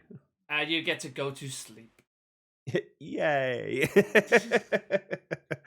But honestly, hey, again, James, thank you for being my partner in crime, as always, for this wonderful, wonderful project that we do. Thank you very much for joining me with your definitely handsome self, Mr. Just Some Andy, and I am very much Even with the mustache. Even with the mustache. It needs to grow on me. I'll grow on you first, properly, but... Oh, wow. God damn. This has been with me for at least coming up to a month now. Come on. It's grown on me. Even though I'm probably going to shave it off very soon. But it is. Yeah, keep the look. Keep the look, Mm-hmm. or see if you can get the whole... Go for the whole beard face. See what happens. Hey, Or what I could do is... That should be your next task. I task you for the rest of this month is to grow that beard out and get the mustache in there and see what it looks like. So what you suggest is get this grown, shave everything off, and just keep this? No, I say grow all of this. Grow all of it like that and see... So we can be beard bros! The super beard bros! Wahoo! Woohoo! With our razor blade, with our razor and shavers. Yeah. I don't know. I'm trying to make up a song without getting... Yeah, it's exactly that. There you go. So, for anyone that wants to find you, James, on the internets, where can they find you if they want to give you a follow? If they want to give me a follow, then be sure to look at the James of All Games on Facebook. And I've also got the James of All Games up on Twitch as well. I have been starting to get back into streaming a wee bit. So hopefully you get to improve on that a little bit more as well. And for yourself, and for you, Mr. Andy, if these definitely handsome people want to find you and give you some information and just a follow and a like and everything, where can they find you yourself? Yes, they could be able to find me anywhere on the internet as Just Some Andy. If you go on, I'm mostly on social media. You can find me on Blue Sky. Blue Sky, you can search Just Some Andy. You'll find me there. But if you want to get my handle, it's @T, that's TEAAIIINY. at t621.net. You can find me there. I'm also on, like, say, Facebook, Instagram, TikTok, YouTube, Just Some Andy. And then for streaming, I'm also on Twitch as Just Some Andy. Once this recording is done, I'm actually going to be going live tomorrow to try and finish off Sonic X Shadow Generations and try and fully 100% that. So that's going to be cool. So yeah, so try and stream when I can, mostly on Thursdays, Fridays, Saturdays, Sundays, and yeah, it's gonna be a fun time all around. So if you want to give me a follow on any of those platforms, feel free to do so. And as well, if you've made it all the way to the end, thank you so much indeed. We appreciate you taking the time to give us a listen. And if you enjoyed yourselves, be sure to give us a thumbs up on YouTube, or any of the there you go, there's a James doing it super well. Well done, James. You should be a model. Work it, baby. Work it. Yes. Serve that cunt, honey. Or you could give us 5 stars on Spotify. We are on Apple Podcasts as well. So if you enjoyed the content, feel free to give us 5 stars. Really do appreciate it. Thank you so much if you do. And on that note, it is time for us to say fare thee well. We hope you enjoyed two mid-30-year-old British blokes talking about a new Nintendo console, as well as talking about games from their past childhood as well. And until the next episode, I have been Andy, wishing you a very wonderful rest of the day, morning, afternoon, evening, wherever you are in the world. Stay safe, much love, and I'll speak to you all very, very soon. Take care, and bye-bye for now. And for myself, it's James with All Games. It's me signing off, saying cheery bye. And as always, ladies and gentlemen, thank you for stopping by.